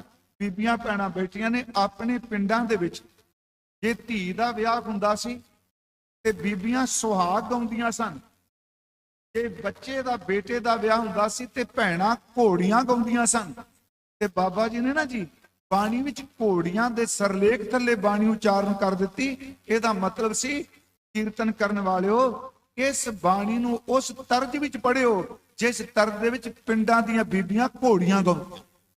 ਹੁਣ ਅਲਾਹਣੀਆਂ ਨੇ ਜੀ, ਅਲਾਹਣੀਆਂ ਦਾ ਸੰਬੰਧ ਵੈਸੇ ਮੌਤ ਨਾਲ ਤੁਹਾਨੂੰ ਪਤਾ ਹੋਣਾ ਜੀ, ਮੌਤ ਨਾਲ ਹੈ ਨਾ, ਪਰ ਅਲਾਹਣੀ ਤਰਜ ਹੈ। ਸ਼ਾਇਦ ਮੈਂ ਭੁੱਲਾਂ ਨਾ, ਇਹਨੂੰ ਗੁਰਮਤ ਨੇ ਵੈਸੇ ਨਹੀਂ ਮਿਲਿਆ ਮੰਨਿਆ ਪਿੱਟਣਾ ਰੋਣਾ, ਪਰ ਸਾਡੇ ਪਿੰਡਾਂ ਸੀ ਦੀ ਹੁਣ ਨਹੀਂ ਮਿਲਦਾ ਕਿ ਜਦੋਂ ਮੌਤ ਹੋ ਜਾਂਦੀ ਸੀ ਉਮਰ ਮੁਤਾਬਕ ਅਲਾਹਣੀ ਪਾਈ ਜਾਂਦੀ ਸੀ। ਨੈਣ ਆਉਂਦੀ ਸੀ ਜੀ ਜਾਂ ਮਿਰਾਸਨ ਆਉਂਦੀ ਸੀ, ਉਹ ਬੀਬੀਆਂ ਸਾਰੀਆਂ ਨੂੰ ਬ੍ਰਿਤਾਕਾਰ ਗੋਲਾਈ ਵਿੱਚ ਖੜਿਆਂ ਕਰ ਲੈਂਦੀ ਸੀ, ਆਪ ਵਿੱਚ ਖਲੋ ਕੇ ਅਲਾਹਣੀ ਪਾਉਂਦੀ ਸੀ। ਫਿਰ ਬੀਬੀਆਂ ਉਸ ਅਲਾਹਣੀ ਦੇ ਨਾਲ ਤਿੰਨ ਤਰੀਕਿਆਂ ਨਾਲ ਆਪਣੇ ਮੂੰਹ ਤੇ, ਕਈ ਵਾਰੀ ਨੈਣ ਕਹਿੰਦੀ ਸੀ ਬਾਹਰ ਨਿਕਲ ਜਾ, ਤੈਨੂੰ ਅਲਾਹਣੀ ਵੀ ਨਹੀਂ ਪਾਉਣੀ ਆਉਂਦੀ। ਉਹ ਇੱਕ ਤਰਜ ਹੈ। ਮੈਂ ਆਪ ਨੂੰ ਜਿਹੜੀ ਬੇਨਤੀ ਕਰਨ ਲੱਗਾ, ਧਿਆਨ ਨਾਲ ਗੁਰਮੁਖੋ ਸੁਣਿਓ ਕਿ ਬੰਦਾ ਬਚਪਨ ਵਿੱਚ ਜਵਾਨੀ ਦੀ ਗੱਲ ਕਰਦਾ ਹੈ, ਜਵਾਨੀ ਵਿੱਚ ਗਿਆ ਹੋਇਆ ਬੁਢੇਪੇ ਦੀਆਂ ਗੱਲਾਂ ਕਰਦਾ ਹੈ। ਅਸਲ ਵਿੱਚ ਬੁਢੇਪੇ ਵਿੱਚ ਪਹੁੰਚੇ ਹੋਏ ਜ਼ਿਆਦਾ ਬੰਦੇ ਆਪਣੇ ਪਾਸਟ ਦੀ ਜਵਾਨੀ ਦੀਆਂ ਗੱਲਾਂ ਕਰਦੇ ਨੇ, ਜਿਹੜਾ ਭੋਗ ਭੋਗਿਆ ਹੈ। ਪਰ ਯਾਦ ਰੱਖੋ, ਖੁਸ਼ਕਿਸਮਤ ਨੇ ਉਹ ਜਿਹੜੇ ਬੁਢੇਪੇ ਵਿੱਚ ਜਾ ਕੇ ਫਿਊਚਰ ਮੌਤ ਦੀ ਗੱਲ ਕਰਦੇ ਆ। ਮਹਾਰਾਜ ਜੀ ਨੇ ਕਿਹਾ ਕਿ ਜਿਹੜੀ ਗੱਲ ਬੱਚੇ ਇੱਕ ਬੁੱਢੇ ਨੂੰ, ਬਜ਼ੁਰਗ ਨੂੰ ਕਰਨੀ ਚਾਹੀਦੀ ਸੀ, ਉਹ ਤੁਸੀਂ 12 ਸਾਲ ਦੀ ਉਮਰ ਵਿੱਚ ਕੀਤੀ। ਅਸਲ ਵਿੱਚ ਤੂੰ ਬੱਚਾ ਨਹੀਂ, ਤੁਸੀਂ ਬੁੱਢੇ ਹੋ। ਉਸ ਦਿਨ ਤੋਂ ਬਾਅਦ ਨਾਮ ਪੈ ਗਿਆ ਸੀ ਭਾਈ ਬੂੜੇ ਤੋਂ ਭਾਈ ਬਿਰਧ, ਜਿਨ੍ਹਾਂ ਨੂੰ ਆਪਾਂ ਬਾਬਾ ਬੁੱਢਾ ਜੀ ਕਹਿੰਦੇ। ਮੈਂ ਆਪ ਨੂੰ ਬੇਨਤੀ ਕਰਾਂਗਾ, 1518 ਤੋਂ ਲੈ ਕੇ ਇਤਿਹਾਸ ਵਿੱਚ ਇੱਕ ਬਾਬਾ ਸ਼੍ਰੀ ਚੰਦ ਜੀ ਤੇ ਇੱਕ ਬਾਬਾ ਬੁੱਢਾ ਜੀ, ਕਿਉਂਕਿ ਜਦੋਂ ਬਾਬਾ ਜੀ ਦਾ ਇੱਥੇ ਅਕਾਲ ਚਲਾਣਾ ਹੋਇਆ ਨਾ ਜੀ, ਤੇ ਤੁਹਾਨੂੰ ਪਤਾ ਗੁਰੂ ਹਰਗੋਬਿੰਦ ਸਾਹਿਬ ਮੋਢਾ ਲਾ ਕੇ ਲਿਆਏ। ਉਦੋਂ ਬਾਬਾ ਸ਼੍ਰੀ ਚੰਦ ਦੀ ਉਮਰ 133 ਸਾਲ ਤੇ। ਇਹਦਾ ਮਤਲਬ ਬਾਬਾ ਬੁੱਢਾ ਸਾਹਿਬ ਜੀ ਤੋਂ ਪਹਿਲਾਂ ਜਨਮ ਹੈ ਬਾਬਾ ਸ਼੍ਰੀ ਚੰਦ ਜੀ ਦਾ। ਉਹ ਇਸ ਵਿੱਚ ਸ਼ਮੂਲੀਅਤ ਕਰਨ ਆਏ ਨੇ ਬਾਬਾ ਸ਼੍ਰੀ ਚੰਦ ਜੀ। ਮੇਰੀ ਅਰਜ਼ ਹੈ ਕਿ ਸਨ 1518 ਤੋਂ ਲੈ ਕੇ ਸਨ 1631 ਤੱਕ, ਇੱਕ ਸਦੀ ਤੇ 13 ਸਾਲ, 113 ਸਾਲ ਧੰਨ ਬਾਬਾ ਬੁੱਢਾ ਸਾਹਿਬ ਨੇ ਸਿੱਖੀ ਕਮਾਈ ਹੈ। 113 ਸਾਲ ਵਿੱਚ ਕੋਈ ਬੰਦਾ ਬਾਬਾ ਬੁੱਢਾ ਜੀ ਦੇ ਜੀਵਨ ਦੇ ਉੱਤੇ ਉਂਗਲ ਚੱਕ ਕੇ ਕੋਈ ਉਂਝ ਨਹੀਂ ਲਾ ਸਕਦਾ। ਯਾਦ ਰੱਖਿਓ, ਕਹਿਣਾ ਬਹੁਤ ਸੌਖਾ ਹੈ।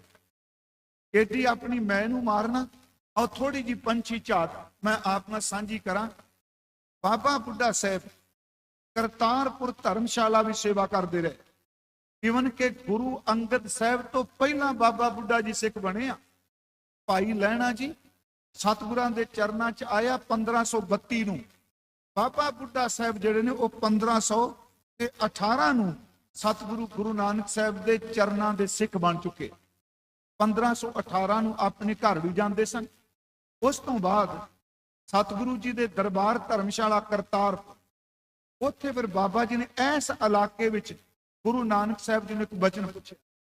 ਉਹ ਪੁੱਛਿਆ, ਜੀ ਮਹਾਰਾਜ ਜੀ ਕਰੀਏ ਕੀ? ਸਤਿਗੁਰਾਂ ਨੇ ਫਿਰ ਅਗਲਾ ਉਪਦੇਸ਼ ਇਹ ਦਿੱਤਾ ਬਾਬਾ ਜੀ ਨੂੰ ਕਿ ਬੇਟਾ ਤੁਸੀਂ ਬਾਣੀ ਪੜਿਆ ਕਰੋ, ਤੁਸੀਂ ਨਾਮ ਜਪੋ। ਤੇ ਬੱਚਾ, ਮੈਂ ਕਹਿੰਦਾ ਕਿੰਨੀ ਸੋਝੀ ਹੋਵੇਗੀ ਉਸ ਵੇਲੇ। ਅੱਗੋਂ ਉੱਤਰ ਦਿੱਤਾ ਸਤਿਗੁਰਾਂ ਨੂੰ ਬਾਬਾ ਜੀ ਨੇ, ਬਾਣੀ ਬੜੀ ਡਾਢੀ ਸੁਣੀ ਦੀ ਹੈ। ਡਾਢੀ ਦਾ ਮਤਲਬ ਬੜਾ ਮੁਸ਼ਕਲ ਹੈ ਜਪਣਾ, ਆਖਣ ਔਖਾ ਸਾਚਾ ਨਾਮ ਬੜੀ ਡਾਢੀ ਸੁਣੀ ਦੀ ਹੈ। ਮਹਾਰਾਜ ਜੀ ਨੇ ਫਿਰ ਅੱਗੇ ਉੱਤਰ ਦਿੱਤਾ, ਕਹਿਣ ਲੱਗੇ ਬੱਚੇ ਬਾਣੀ 4 ਤਰ੍ਹਾਂ ਦੀ ਹੈ, ਇਹਨੂੰ ਧਿਆਨ ਨਾਲ ਸੁਣਿਓ। ਪਰਾ ਤੇ ਬੈਖਰੀ, ਮਧਮਾ, ਬਸੰਤੀ ਤੇ ਪਰਾ। ਭਾਈ ਮਨੀ ਸਿੰਘ ਨੇ ਲਿਖਿਆ ਵੀ ਕਿਵੇਂ ਬਾਬਾ ਜੀ ਨਾਮ ਜਪਦੇ। ਬੈਖਰੀ, ਮਧਮਾ, ਬਸੰਤੀ ਤੇ ਪਰਾ। ਬੈਖਰੀ ਦਾ ਅਰਥ ਬਾਬਾ ਜੀ ਹੁੰਦਾ ਹੈ ਜੋ ਆਪਾਂ ਮੂੰਹ ਤੋਂ ਬੋਲਨੇ। ਮੈਂ ਜੋ ਬੋਲ ਰਿਹਾ ਇਹਨੂੰ ਬੈਖਰੀ ਬਾਣੀ ਕਹਿੰਦੇ ਆ ਜੀ। ਫਿਰ ਆਖਿਆ ਇਹ ਕੋਈ ਨਿਆਣਾ ਹੈ ਕਿ? ਚਲੋ ਆਪੋ ਆਪਣੀ ਮੌਜ ਹੈ ਨਾ। ਜਦੋਂ ਅਸੀਂ ਜ਼ਬਾਨ ਨਾਲ ਬੋਲਨੇ ਆ ਵਾਹਿਗੁਰੂ, ਇਹ ਬੈਖਰੀ ਹੈ। ਜਦੋਂ ਜ਼ਬਾਨ ਜਪ ਜਪ ਕੇ ਜ਼ਬਾਨ ਬੰਦ ਹੋ ਜਾਏ ਤੇ ਸਾਡੇ ਨਾ ਬੁੱਲ ਹਿੱਲਣ, ਸਿਰਫ ਬੁੱਲ ਬੰਦ ਕਰਕੇ ਅੰਦਰ ਨਾਮ ਚੱਲਦਾ ਹੋਵੇ, ਇਹਨੂੰ ਆਪਾਂ ਮਧਮਾ, ਕਈ ਗਲੇ ਤੱਕ ਜਾਂ ਗਲੇ 'ਚ ਸ਼ਬਦ ਚੱਲ ਪਏ ਇਹਨੂੰ ਮਧਮਾ ਕਹਿੰਦੇ ਆ। ਜਦੋਂ ਹਿਰਦੇ ਵਿੱਚ ਸ਼ਬਦ ਚੱਲਣ ਲੱਗ ਪਏ ਇਹਨੂੰ ਬਸੰਤੀ ਕਹਿੰਦੇ ਆ। ਤੇ ਗੁਰਮਖੋ ਜਿਹਦੀ ਨਾਭੀ ਚੋਂ ਸ਼ਬਦ ਉੱਠ ਕੇ ਤੁਰੇ ਉੱਪਰ ਨੂੰ, ਉਹਨੂੰ ਪਰਾ ਕਹਿੰਦੇ ਆ। ਪਰਾ ਬਾਣੀ ਵਿੱਚ ਕੇਵਲ ਬ੍ਰਹਮ ਗਿਆਨੀ ਨਾਮ ਜਪਦਾ। ਇਹਨੂੰ ਇੱਕ ਹੋਰ ਸੁਣਿਓ, ਗੁਰੂ ਗ੍ਰੰਥ ਸਾਹਿਬ 'ਚ ਇੱਕ ਸ਼ਬਦ ਹੈ ਭਗਤ ਕਬੀਰ ਸਾਹਿਬ ਜੀ ਦਾ। ਮੈਂ ਥੋੜਾ ਜਿਹਾ ਬਾਣੀ ਨੂੰ ਨਾਲ ਤਾਂ ਕੋਟ ਕਰ ਰਿਹਾ ਜੀ ਕਿ ਆਪਾਂ ਉਸ ਮਹਾਂਪੁਰਖ ਦੀ ਯਾਦ 'ਚ ਬੈਠੇ ਹਾਂ। ਉਹਦਾ ਜਨਮ ਦਿਨ ਹੈ ਗੁਰਮਖੋ, ਜਿਨੇ 98 ਸਾਲ ਦੀ ਉਮਰ 'ਚ ਗੁਰੂ ਗ੍ਰੰਥ ਸਾਹਿਬ ਦੇ ਗ੍ਰੰਥੀ ਬਣੇ। 98 ਸਾਲ ਦੀ ਉਮਰ, ਔਰ 100 ਸਾਲ ਤੋਂ 2 ਸਾਲ ਘੱਟ ਜਦੋਂ ਪਹਿਲਾ ਹੁਕਮਨਾਮਾ ਲਿਆ। ਪਰਾ ਬਾਣੀ ਜਿਹੜੀ ਹੈ ਇਹ ਨਾਭੀ ਵਿੱਚੋਂ ਚੱਲਦੀ ਹੈ ਜੀ। ਭਗਤ ਕਬੀਰ ਸਾਹਿਬ ਦਾ ਇੱਕ ਬਚਨ ਹੈ ਕਿ ਨਾਭ ਕਮਲ ਮੈਂ ਬੇਦੀ ਰਚ ਲੈ, ਬ੍ਰਹਮ ਗਿਆਨ ਉਚਾਰਾ, ਰਾਮ ਰਾਏ ਸੋ ਦੁਲੋ ਪਾਇਓ, ਅਸ ਬੜ ਭਾਗਾ ਮਾਰਾ। ਇਹ 4 ਬਾਣੀਆਂ ਨੇ। ਤੇ ਮਹਾਰਾਜ ਜੀ ਅੱਗੋਂ ਬਾਬਾ ਜੀ ਪੁੱਛਦੇ ਨੇ, ਜੀ ਅਸੀਂ ਕਿਸ ਬਾਣੀ 'ਚ ਨਾਮ ਜਪੀਏ, ਕਿਸ ਬਾਣੀ 'ਚ? ਵਾਹ ਵਾਹ, ਗੁਰੂ ਨਾਨਕ ਸਾਹਿਬ ਬਚਨ ਕਰਦੇ ਆ ਕਿ ਬੇਟਾ ਤੁਸੀਂ ਪਰਾ ਬਾਣੀ 'ਚ ਜਾਪ।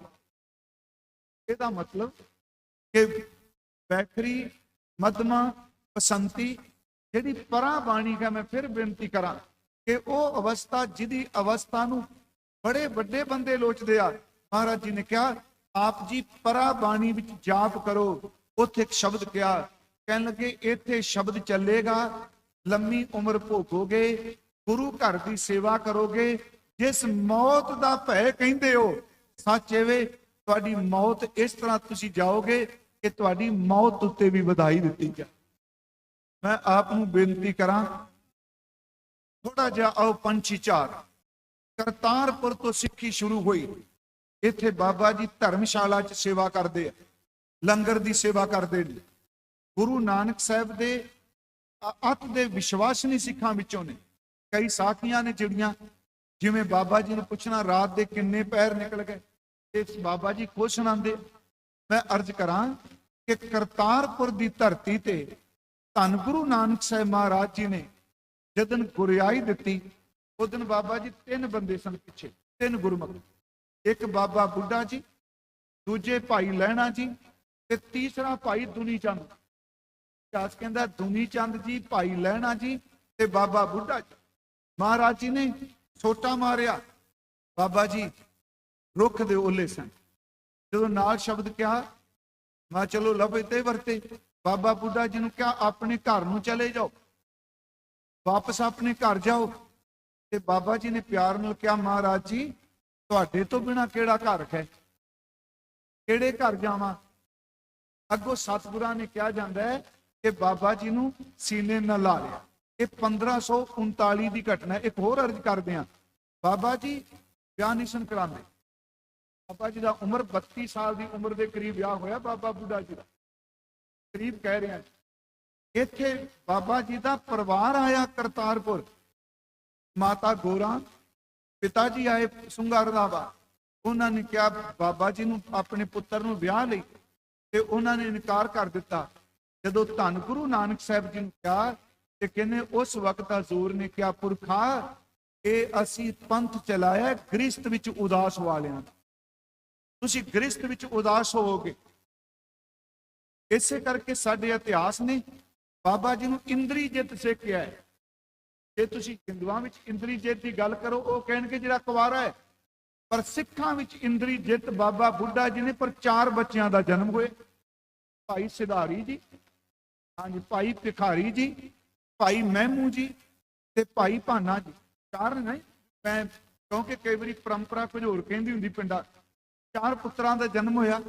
ਪਰ ਇੰਦਰੀ ਜਿੱਤ ਨੇ, ਸਤਿਗੁਰਾਂ ਨੇ ਕਿਹਾ ਬਾਬਾ ਬੁੱਢਾ ਜੀ ਵਿਆਹ ਵਾਸਤੇ ਮੰਨ ਗਏ। ਹਾਂ, ਇਤਿਹਾਸ ਕਹਿੰਦਾ ਹੈ ਕੱਤੂ ਨੰਗਲ ਵਿਆਹ ਹੋਇਆ। ਸ਼ਬਦ ਕੀ ਵਰਦੇ ਆ। ਉਸ ਵਿਆਹ ਵਿੱਚ ਮਾਤਾ ਸੁਲੱਖਣੀ ਜੀ, ਬਾਬਾ ਸ੍ਰੀ ਚੰਦ ਜੀ, ਬਾਬਾ ਲਖਮੀ ਦਾਸ ਜੀ ਸ਼ਾਮਲ ਹੋਇਆ। ਮਾਤਾ ਸੁਲੱਖਣੀ ਜੀ ਕਿੰਨੇ ਦਿਨ ਬਾਬਾ ਬੁੱਢਾ ਸਾਹਿਬ ਦੇ ਘਰ ਵਿਆਹ ਵੇਲੇ ਰਹੇ ਨੇ। ਇਹਦਾ ਮਤਲਬ ਇਸ ਗੁਰਸਿੱਖ ਦਾ ਕਿੰਨਾ ਕੁ ਪਿਆਰ ਹੈ ਗੁਰੂ ਨਾਨਕ ਸਾਹਿਬ ਦੇ ਪ੍ਰਤੀ। ਹੁਣ ਸੁਣਿਓ, 1539 ਨੂੰ ਕਰਤਾਰਪੁਰ ਜਦੋਂ ਗੁਰਿਆਈ ਭਾਈ ਲਹਿਣਾ ਜੀ ਨੂੰ ਦੇਣ ਲੱਗੇ, ਬਾਬਾ ਬੁੱਢਾ ਸਾਹਿਬ ਜੀ, ਉਹਨਾਂ ਕਿਹਾ ਮਹਾਰਾਜ ਤੁਹਾਡੇ ਤੋਂ ਬਿਨਾਂ, ਇਤਿਹਾਸ ਕਹਿੰਦਾ ਗੁਰੂ ਨਾਨਕ ਸਾਹਿਬ ਮਹਾਰਾਜ ਜੀ ਨੇ ਜੀ ਸੀਨੇ ਨਾਲ ਲਾ ਲਿਆ ਅੰਤਲੇ ਸਮੇਂ, ਆਪਣੇ ਅੰਤਲੇ ਸਮੇਂ ਸੀਨੇ ਨਾਲ ਲਾ ਕੇ ਕਹਿੰਦੇ ਨੇ ਤੇਰੇ ਤੋਂ ਓਲੇ ਕਦੇ ਨਾ ਹੋ। ਸੁਣਿਓ ਇਸ ਗੱਲ, ਤੇਰੇ ਤੋਂ ਓਲੇ ਕਦੇ ਨਾ ਹੋਸਾਂ। ਇਹਦਾ ਮਤਲਬ ਇਹ ਸੀ ਕਿ ਬਾਬਾ ਜੀ ਜਿਸ ਜਾਮੇ ਵਿੱਚ ਹੋਵਾਂਗਾ, ਉਹ ਜਾਮਾ ਕਿਸ ਉਮਰ ਵਿੱਚ ਹੋਵੇ, ਕਿਤੇ ਵੀ ਹੋਵੇ, ਤੁਹਾਨੂੰ ਅੰਦਰ ਦੀ ਸੋਝੀ ਹੋਵੇਗੀ ਕਿ ਗੁਰੂ ਨਾਨਕ ਸਾਹਿਬ ਦੀ ਜੋਤ ਕਿੱਥੇ। ਤੇਰੇ ਤੋਂ ਓਲੇ ਕਦੇ ਨਾ ਹੋਸਾਂ। ਸਾਧ ਸੰਗਤ ਜੀ, ਗੁਰੂ ਨਾਨਕ ਸਾਹਿਬ ਜੀ ਤੋਂ ਬਾਅਦ ਅਰਜ਼ ਕੀਤੀ, ਬਾਬਾ ਜੀ ਆਪਣੇ ਨਗਰ ਜਾਂਦੇ ਨੇ। ਉਸ ਤੋਂ ਬਾਅਦ ਭਾਈ ਲਹਿਣਾ ਜੀ ਕਰਤਾਰਪੁਰ ਤੋਂ ਖਡੂਰ ਸਾਹਿਬ ਆ ਗਏ, ਗੁਰੂ ਅੰਗਦ ਦੇਵ ਜੀ ਬਣ ਗਏ।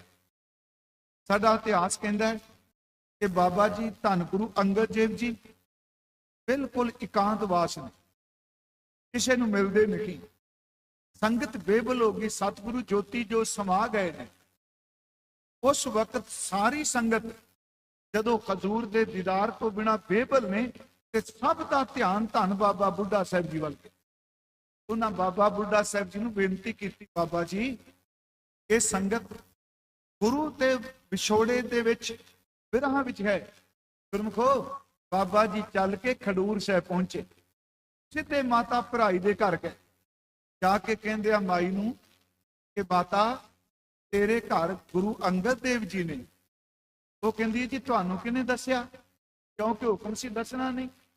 ਹੁਣ ਅੱਜ ਦੇ ਵਿਦਵਾਨ ਤਾਂ ਚਲੋ ਖੰਡਨ ਕਰ ਦਿੰਦੇ ਆ ਨਾ। ਨਹੀਂ ਪਿਆਰਿਓ, ਚੇਤੇ ਰੱਖਿਓ ਕਿ ਦਿਲਾਂ ਦੀਆਂ ਸਾਂਝਾਂ ਸਨ। ਜੋਤ ਭਾਵੇਂ ਅੰਦਰ ਹੈ, ਪਰ ਜਿਸ ਗੁਰੂ ਨਾਨਕ ਸਾਹਿਬ ਨੇ ਇੰਨੀਆਂ ਰਹਿਮਤਾਂ ਵਰਸਾਈਆਂ ਕਿ ਗੁਰੂ ਅੰਗਦ ਦੇਵ ਦੇ ਅੰਦਰ ਪ੍ਰੇਮ ਦਾ ਬਿਰਹਾ ਨਹੀਂ। ਬਿਲਕੁਲ ਹੈ। ਮਾਤਾ ਜੀ ਨੇ ਕਿਹਾ ਤੁਹਾਨੂੰ ਕਿਹਨੇ ਦੱਸਿਆ? ਬਾਬਾ ਜੀ ਹੱਸ ਪਏ, ਕਹਿਣ ਲੱਗੇ ਮਾਈ ਤੇਰੇ ਮਸਤਕ ਦਾ ਖੇੜਾ ਦੱਸਦਾ ਤੇਰੇ ਘਰ ਵਿੱਚ ਗੁਰੂ। ਮਾਤਾ ਜੀ ਅਦਭੁਤਾਂ ਸੀ, ਹੱਥ ਜੋੜ ਕੇ ਕਹਿੰਦੇ ਆ ਬਾਬਾ ਜੀ ਐਨ ਘਰ, ਪਰ ਹੁਕਮ ਨਹੀਂ ਦਰਵਾਜ਼ਾ ਖੋਲਣ ਦਾ।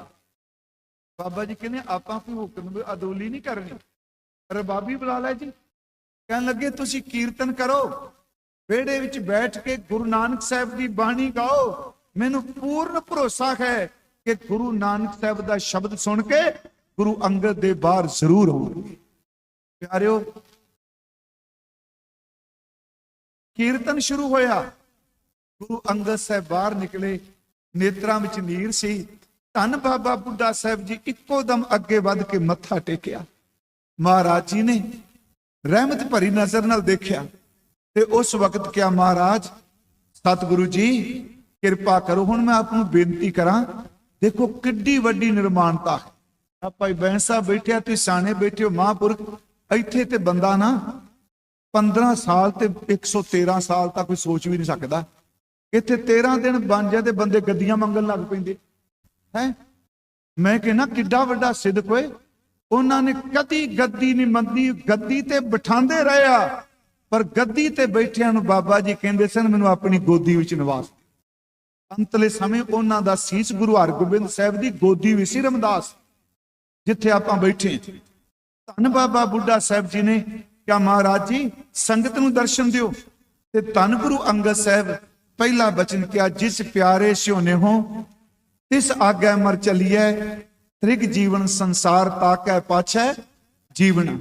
ਗੁਰਮੁਖੋ, ਇਸ ਤੋਂ ਬਾਅਦ ਬਾਬਾ ਬੁੱਢਾ ਜੀ ਨਿਮਰਤਾ ਚਾਹੇ ਹੈ, ਨਿਮਰਤਾ ਦੇ ਪੁੰਜ, ਹੱਥ ਜੋੜ ਕੇ ਕਹਿੰਦੇ, ਸਤਿਗੁਰੂ ਜੀ ਸਾਡੇ ਲਈ ਕੀ ਉਪਦੇਸ਼ ਹੈ।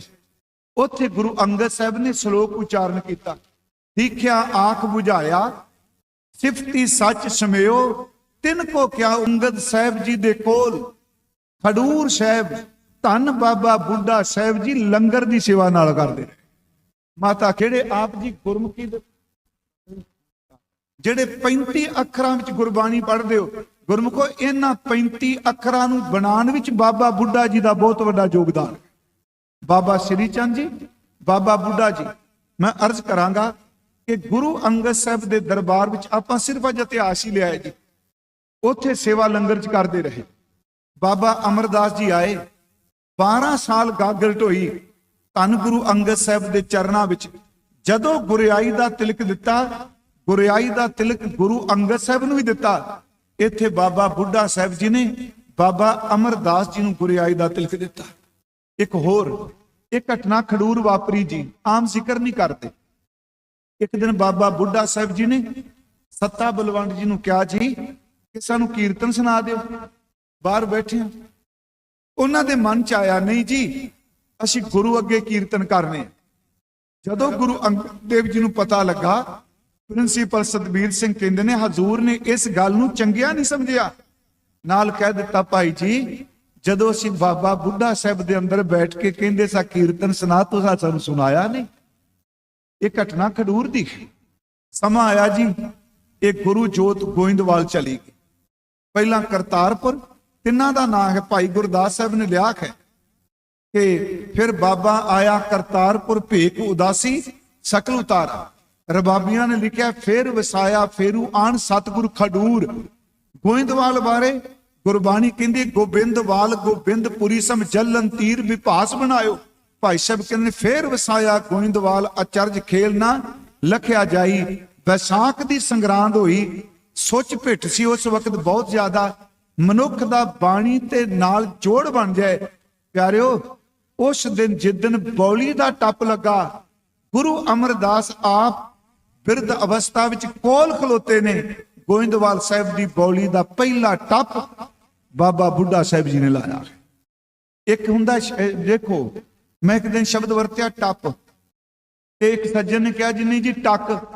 ਮੈਂ ਅਸੀਂ ਆ ਸ਼ੇਖਪੁਰੀਏ, ਤੁਹਾਡੇ ਨੇੜੇ ਸੀ, ਇੱਥੇ ਸੀ ਪਾਕਿਸਤਾਨ ਨੇ। ਅੱਜ ਕੱਲ ਸਾਡੇ ਟੱਪ ਹੀ ਕਹਿੰਦੇ ਸੀ। ਜਦੋਂ ਕਈ ਫੜਦੇ ਕਹਿੰਦੇ ਮਾਰ ਟੱਪਾ ਪੂਰੇ ਜ਼ੋਰ ਨਾਲ, ਸਾਡੇ ਟੱਪ ਕਹਿੰਦੇ ਹੁੰਦੇ ਸਨ ਸ਼ਾਇਦ। ਮੈਂ ਕਿਹਾ ਕਈ ਨੂੰ ਹਰ ਇਲਾਕੇ ਦੀ ਬੋਲੀ ਹੈ ਨਾ ਜੀ। ਬਾਬਾ ਜੀ ਬੈਠੇ, ਬਾਬਾ ਗੁਰਦਿਆਲ ਸਿੰਘ ਜੀ, ਇੱਕ ਦਿਨ ਮੇਰੇ ਮਨ ਚ ਆਇਆ, ਇੱਥੇ ਪੰਜਾਬ ਤੇ ਵਿਆਕਰਣ ਬਦਲ ਜਾਂਦੀ। ਦਰਿਆ ਦੇ ਉਰਲੇ ਪਾਸੇ 2 ਪ੍ਰੋਗਰਾਮ ਕੀਤੇ। ਇੱਕ ਉਰਲੇ ਪਾਸੇ ਆ ਮੇਰਾ ਖਿਆਲ ਆ 5 ਗਰਾਈ ਨੇੜੇ, ਇੱਕ ਪਰਾਂ ਦਸੂਵੇ, ਤੇ ਇੱਕ ਸਵੇਰੇ ਪ੍ਰਸ਼ਾਦਾ ਛਕਾਇਆ। ਤੇ ਉਹ ਮੈਨੂੰ ਕਹਿੰਦੇ ਆ, ਜੀ ਦਹੀਂ ਖਾਣਾ ਜੇ। ਤੇ ਜਦੋਂ ਦਰਿਆ ਟੱਪੇ ਸ਼ਾਮ ਨੂੰ ਕਹਿੰਦੇ ਦਹੀਂ ਖਾਣੀ ਜੇ।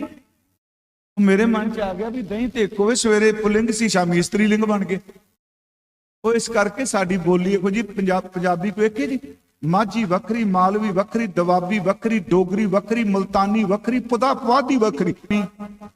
ਅੱਜ ਜਿੱਥੇ ਤੁਸੀਂ ਬੈਠੇ ਹੋ ਮਾਝੀ, ਦਰਿਆ ਟੱਪਿਓ ਜੇ ਦੁਆਬੀ, अगा परां नूं निकल जाओ, मक्कू तो अगा नूं मालवई, अंबाले पहुंच जाओ, पुआधी हिमाचल ते जम्मू नूं चले जाओ। डोगरी है तो सारी पंजाबी। हाँ, ते दुख इस चीज का है, पुआधी वाले, डोगरी वाले, हिमाचल वाले सारे बोलते पंजाबी, पर आत्मा नहीं मानती पई सी पंजाबी। जिन्हों बोलने मनीए तो सही, साडी मां बोली पंजाबी। मैं आपनूं अर्ज करांगा, ये पहला टप जिहड़ा बोली दा मंजियां दे मुख प्रबंधक जिहड़े सन, धन बाबा बुढ़ा साहिब जी सन। 22 मंजियां सन, पर मुख प्रबंधक बाबा जी पुछदे सन सब नूं, बाबा बुढ़ा साहिब जी सन। भरे दरबार विच बाबा दातू जी ने आके लत मारी। हुण चलो शब्द नाम बिगड़ गए ने, दातू ते दासू कहने आ ना जी, असल च नाम सी दात ते दास। ये दासू दातू नहीं सी, हुण ते इतिहास लिखिया गया, क्योंकि कई गल्लां जिहड़ियां प्रचलित हो जाण उन्हां नूं छेती कोई मोड़ सोड़ा सकदा। मैं अज कोई सज्जन बैठा सी पढ़िया आ, ते मैं कहा जी साडे एक शब्द वरदे हुंदे हिंदी च, अकल बड़ी के भैंस, सुनिया होना है ना, अकल बड़ी के भैंस अक्सर वरदे आ। ਇਹਦਾ मतलब अकल वड्डी के मझ वड्डी। मेरे मन च है भी मझ का संबंध अकल नाल की? अकल बड़ी के भैंस, इस हाथी कह लेंगे, अकल बड़ी के हाथी, हाथी ते मझ नूं भी ताकत वाला। असल च लफ च भैंस नहीं, असल च लफ सी बैस। ऐसे ऐसे सो बैस बताओ, बैस का अर्थ है उम्र। अकल बड़ी के बैस, अकल वड्डी हुंदी है कि उम्र वड्डी हुंदी? असल शब्द सी पुराने। बाबा बुढ़ा साहब, बाबा दातू जी ने लत मारी। मैं संखेप च कहूंगा, गुरु अमरदास जी ने चरण पकड़ लिया। उंज सवेरे मंजी साहब मैं अर्ज करनी है, कल सवेरे एक तो बाबा बुढ़ा साहब जी का जन्मदिन है, ते कल वो दिन है जिदन सिखां दे सुल्तानी उल कौम सरदार जस्सा सिंह आलोवालिए ने अपना शरीर त्यागया सी। उन्हां दा अकाल चलाना दिवस है। सतगुरां ने चरण पकड़े, पर बाबा दातू जी ने गुस्से च आके कहा, साडे घर दी गद्दी तुसी चले जाओ इत्थों। धन गुरु अमरदास चले गए, सब नूं पता पिंड बासर के किला, नाल कह दिता कोई दरवाजा नहीं खोलेगा। बाबा जी उस दिन गोइंदवाल नहीं सन। बाबा बुढ़ा साहब जी गोइंदवाल आप नहीं, संगत बेवेरवा दे दिया, पढ़े लिखे मैनू नहीं पसंद करते कथावाचक, पर एक घोड़ी एक कुत्ता जानवर बड़ा सियाणा हुंदा। याद रखिए, कुत्ता ते एक घोड़ी। जिस घोड़ी ते गुरु अमरदास बासर के गिला गए, वो घोड़ी वापस गोइंदवाल आ गई। हरी सिंह नलवे नूं गोली लगी जमरौद के किले च। कादर यार कहंदे घोड़ा गोली की तरह निकलिया जी, वो घोड़ी गोइंदवाल साहब आ गई।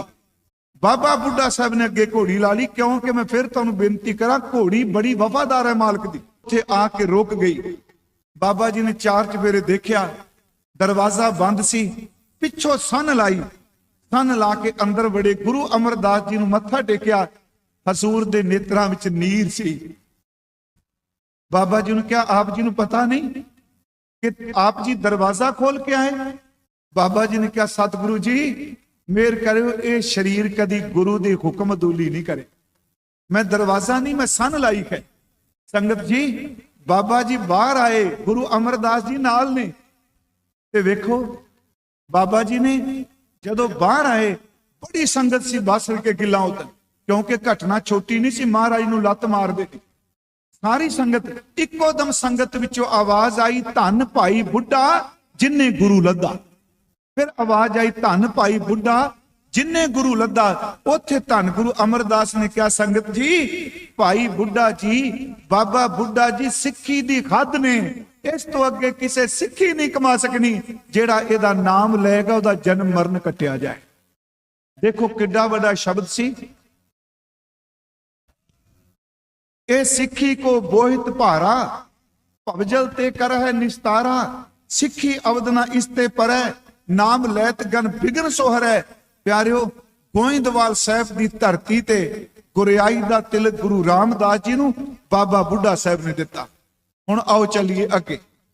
गुरु रामदास जी ने सरोवर की जदों मोड़ी गड्डी अमृतसर की, इहदे विच सब तो वड्डा योगदान सेवा दा बाबा बुढ़ा साहब दा। अज भी परकरमा विच खलोती बेरी, ये जिहड़ी बेर बाबा बुढ़ा साहब दी है ना जी, एक तां इत्थे बाबा जी आराम करदे सन जी, ਆਪ ਟੋਕਰੀ ਢੋਂਦੇ ਸਨ ਜੀ। ਤੇ ਮੈਂ ਪਰਸੋਂ ਪੜ ਰਿਹਾ ਸਾਂ, ਜਦੋਂ ਦੁਪਹਿਰੇ ਸੰਗਤ ਪਿਆਰੇ ਨੇ ਇੱਥੇ ਦੁਪਹਿਰੇ ਫਿਰ ਸੰਗਤਾਂ ਨੂੰ ਆਤਮਿਕ ਉਪਦੇਸ਼ ਦਿੰਦੇ ਸਨ ਬਾਬਾ ਬੁੱਢਾ। ਇਹ ਜਿਹੜੀ ਬੇਰ ਬਾਬਾ ਬੁੱਢਾ ਸਾਹਿਬ ਦੀ ਕੱਲਾ ਆਰਾਮ ਰੱਖੀ। ਉਸ ਤੋਂ ਬਾਅਦ ਹੁਣੇ ਆ ਗੁਰਮੁਖ ਸੁਣਾ ਕੇ ਗਏ ਵਜ਼ੀਰ ਖਾਂ ਵਾਲੀ ਘਟਨਾ। ਮੈਂ ਬੇਨਤੀ ਕਰਾਂਗਾ ਕਿ ਗੁਰੂ ਰਾਮਦਾਸ ਜੀ ਦੇ ਜੋਤੀ ਜੋਤ ਸਮਾਉਣ ਤੋਂ ਪਹਿਲਾਂ ਬਾਬਾ ਪਿਰਥੀ ਚੰਦ ਨੇ ਕਲੇਸ਼ ਪਾ ਦਿੱਤਾ। ਮੈਂ ਕਹਿੰਦਾ ਜ਼ਰੂਰਤ ਹੈ ਇਹੋ ਜੀ। ਬਾਬਾ ਜੀ ਗਏ, ਪਿਰਥੀ ਚੰਦ ਸਾਹਮਣੇ ਕੋਈ ਬੋਲ ਨਹੀਂ ਸਕਦਾ ਜੀ। ਮਸੰਦੋ ਨੇ ਗੰਢੇ ਕੋਏ ਸਨ, ਕਿਵੇਂ ਸ਼ੇਰ ਦਹਾੜਦਾ। ਕਹਿੰਦਾ ਜੀ ਵੇਖੋ ਮੇਰੀ ਸੇਵਾ ਥੋੜੀ ਹੈ, ਮਜ਼ਦੂਰਾਂ ਦਾ ਪ੍ਰਬੰਧ, ਪੈਸੇ ਦਾ ਪ੍ਰਬੰਧ, ਲੰਗਰ ਦਾ ਪ੍ਰਬੰਧ, ਮੇਰੀ ਸੇਵਾ। ਬਾਬਾ ਬੁੱਢਾ ਜੀ ਨੇ ਉੱਚੀ ਆਵਾਜ਼ ਵਿੱਚ ਕਿਹਾ, ਬਿਨਾ ਨਿਮਰਤਾ ਹੋਏ ਨਾ ਸੇਵਾ, ਸੇਵਾ ਕਹਾਂ ਮਹਾ ਅਮੇਵਾ। ਨਿਮਰਤਾ ਤੋਂ ਬਿਨਾ ਸੇਵਾ ਨਹੀਂ। ਰਿਆਈ ਤਿਲਕ ਗੁਰੂ ਅਰਜੁਨ ਦੇਵ ਨੂੰ ਦਿੱਤਾ। ਜਿੱਦਣ ਦਸਤਾਰ ਦੀ ਗੱਲ ਚੱਲੀ, ਪਿਰਥੀ ਚੰਦ ਜੀ ਨੇ ਰੌਲਾ ਪਾਇਆ, ਬਾਬਾ ਬੁੱਢਾ ਸਾਹਿਬ ਦੇ ਹੱਥੋਂ ਪੱਗ ਨੂੰ ਹੱਥ ਪਾਉਣ ਲੱਗੇ। ਬਾਬਾ ਜੀ ਨੇ ਝਿੜਕਿਆ, ਕਿਆ ਗੱਲ ਸੁਣੋਏ, ਪੱਗ ਖੋ ਸਕਣਾ ਕੱਪੜਾ ਹੈ, ਪਰ ਜੋਤ ਤਾਂ ਉੱਥੇ ਚਲੀ ਗਈ ਜਿਹਨੂੰ ਗੁਰੂ ਰਾਮਦਾਸ ਨੇ ਮੱਥਾ ਟੇਕ ਲਿਆ। ਗੁਰੂ ਅਰਜੁਨ ਦੇਵ ਮਹਾਰਾਜ ਗੁਰਿਆਈ ਤੇ ਬਿਰਾਜਮਾਨ ਹੋਏ। ਤੁਸੀਂ ਸਾਰੇ ਜਾਣਦੇ ਹੋ ਕਿ ਧੰਨ ਬਾਬਾ ਬੁੱਢਾ ਸਾਹਿਬ ਜੀ ਬੀੜ ਸਾਹਿਬ ਰਹਿੰਦੇ ਸਨ। ਗੁਰੂ ਕੀ ਖੇਤੀ ਕਰਦੇ ਸਨ, ਮੱਝਾਂ, ਗਾਵਾਂ, ਬੱਕਰੀਆਂ, ਭੇਡਾਂ, ਸਭ ਕੁਝ ਜੀ। ਵਿਖਾਵੇ ਵਾਲੀ ਸਿੱਖੀ ਨਹੀਂ ਪਿਆਰਿਓ। ਸਿੱਖੀ ਤਾਂ ਇੰਨੀ ਉੱਚੀ ਹੈ, ਜਿਨ ਪਟ ਅੰਦਰ ਬਾਹਰ ਗੁੱਦੜ ਤੇ ਭਲੇ, ਸੰਸਾਰ ਅੰਦਰ ਰੇਸ਼ਮ ਹੈ ਬਾਹਰ ਪਾਟੇ ਕੱਪੜੇ ਨੇ। ਮੈਂ ਤਾਂ ਇਸੇ ਕਰਕੇ ਦਰਬਾਰ ਸਾਹਿਬ ਜੋ ਜਾਣਾ, ਮੈਂ ਸੱਚੀ ਗੱਲ ਕਹਿ ਰਿਹਾ, ਕਦੀ ਵੀ ਉੱਥੇ ਝਾੜੂ ਲਾਉਣ ਵਾਲਾ, ਭਾਂਡੇ ਮਾਂਜਣ ਵਾਲਾ ਉਹਦੇ ਮੈਲੇ ਕੱਪੜੇ ਮਤ ਦੇਖੋ। ਪਤਾ ਨਹੀਂ ਉਸ ਲੀਰਾਂ ਵਾਲੇ ਕੱਪੜੇ ਵਿੱਚ ਕਿਹੜੀ ਆਤਮਿਕ ਜੋਤ ਜਗਦੀ ਪਈ, ਕਿਹੜਾ ਰੂਹਾਨੀ ਪੁਰਸ਼। ਬਾਬਾ ਬੁੱਢਾ ਸਾਹਿਬ ਉਹ ਫਿਰ ਬੀੜ ਸਾਹਿਬ ਸਨ। ਮਾਤਾ ਗੰਗਾ ਜੀ ਉਹਨਾਂ ਕੋਲ ਗਏ ਜੀ। ਆਪ ਸਭ ਨੂੰ ਪਤਾ, ਪਿਛਲੇ ਦਿਨੀ ਜੋੜ ਮੇਲਾ ਲੰਘਿਆ। ਬਾਬਾ ਬੁੱਢਾ ਸਾਹਿਬ ਨੇ ਅਰਦਾਸ ਕੀਤੀ। 2 ਵਾਰੀ ਗਏ ਆ।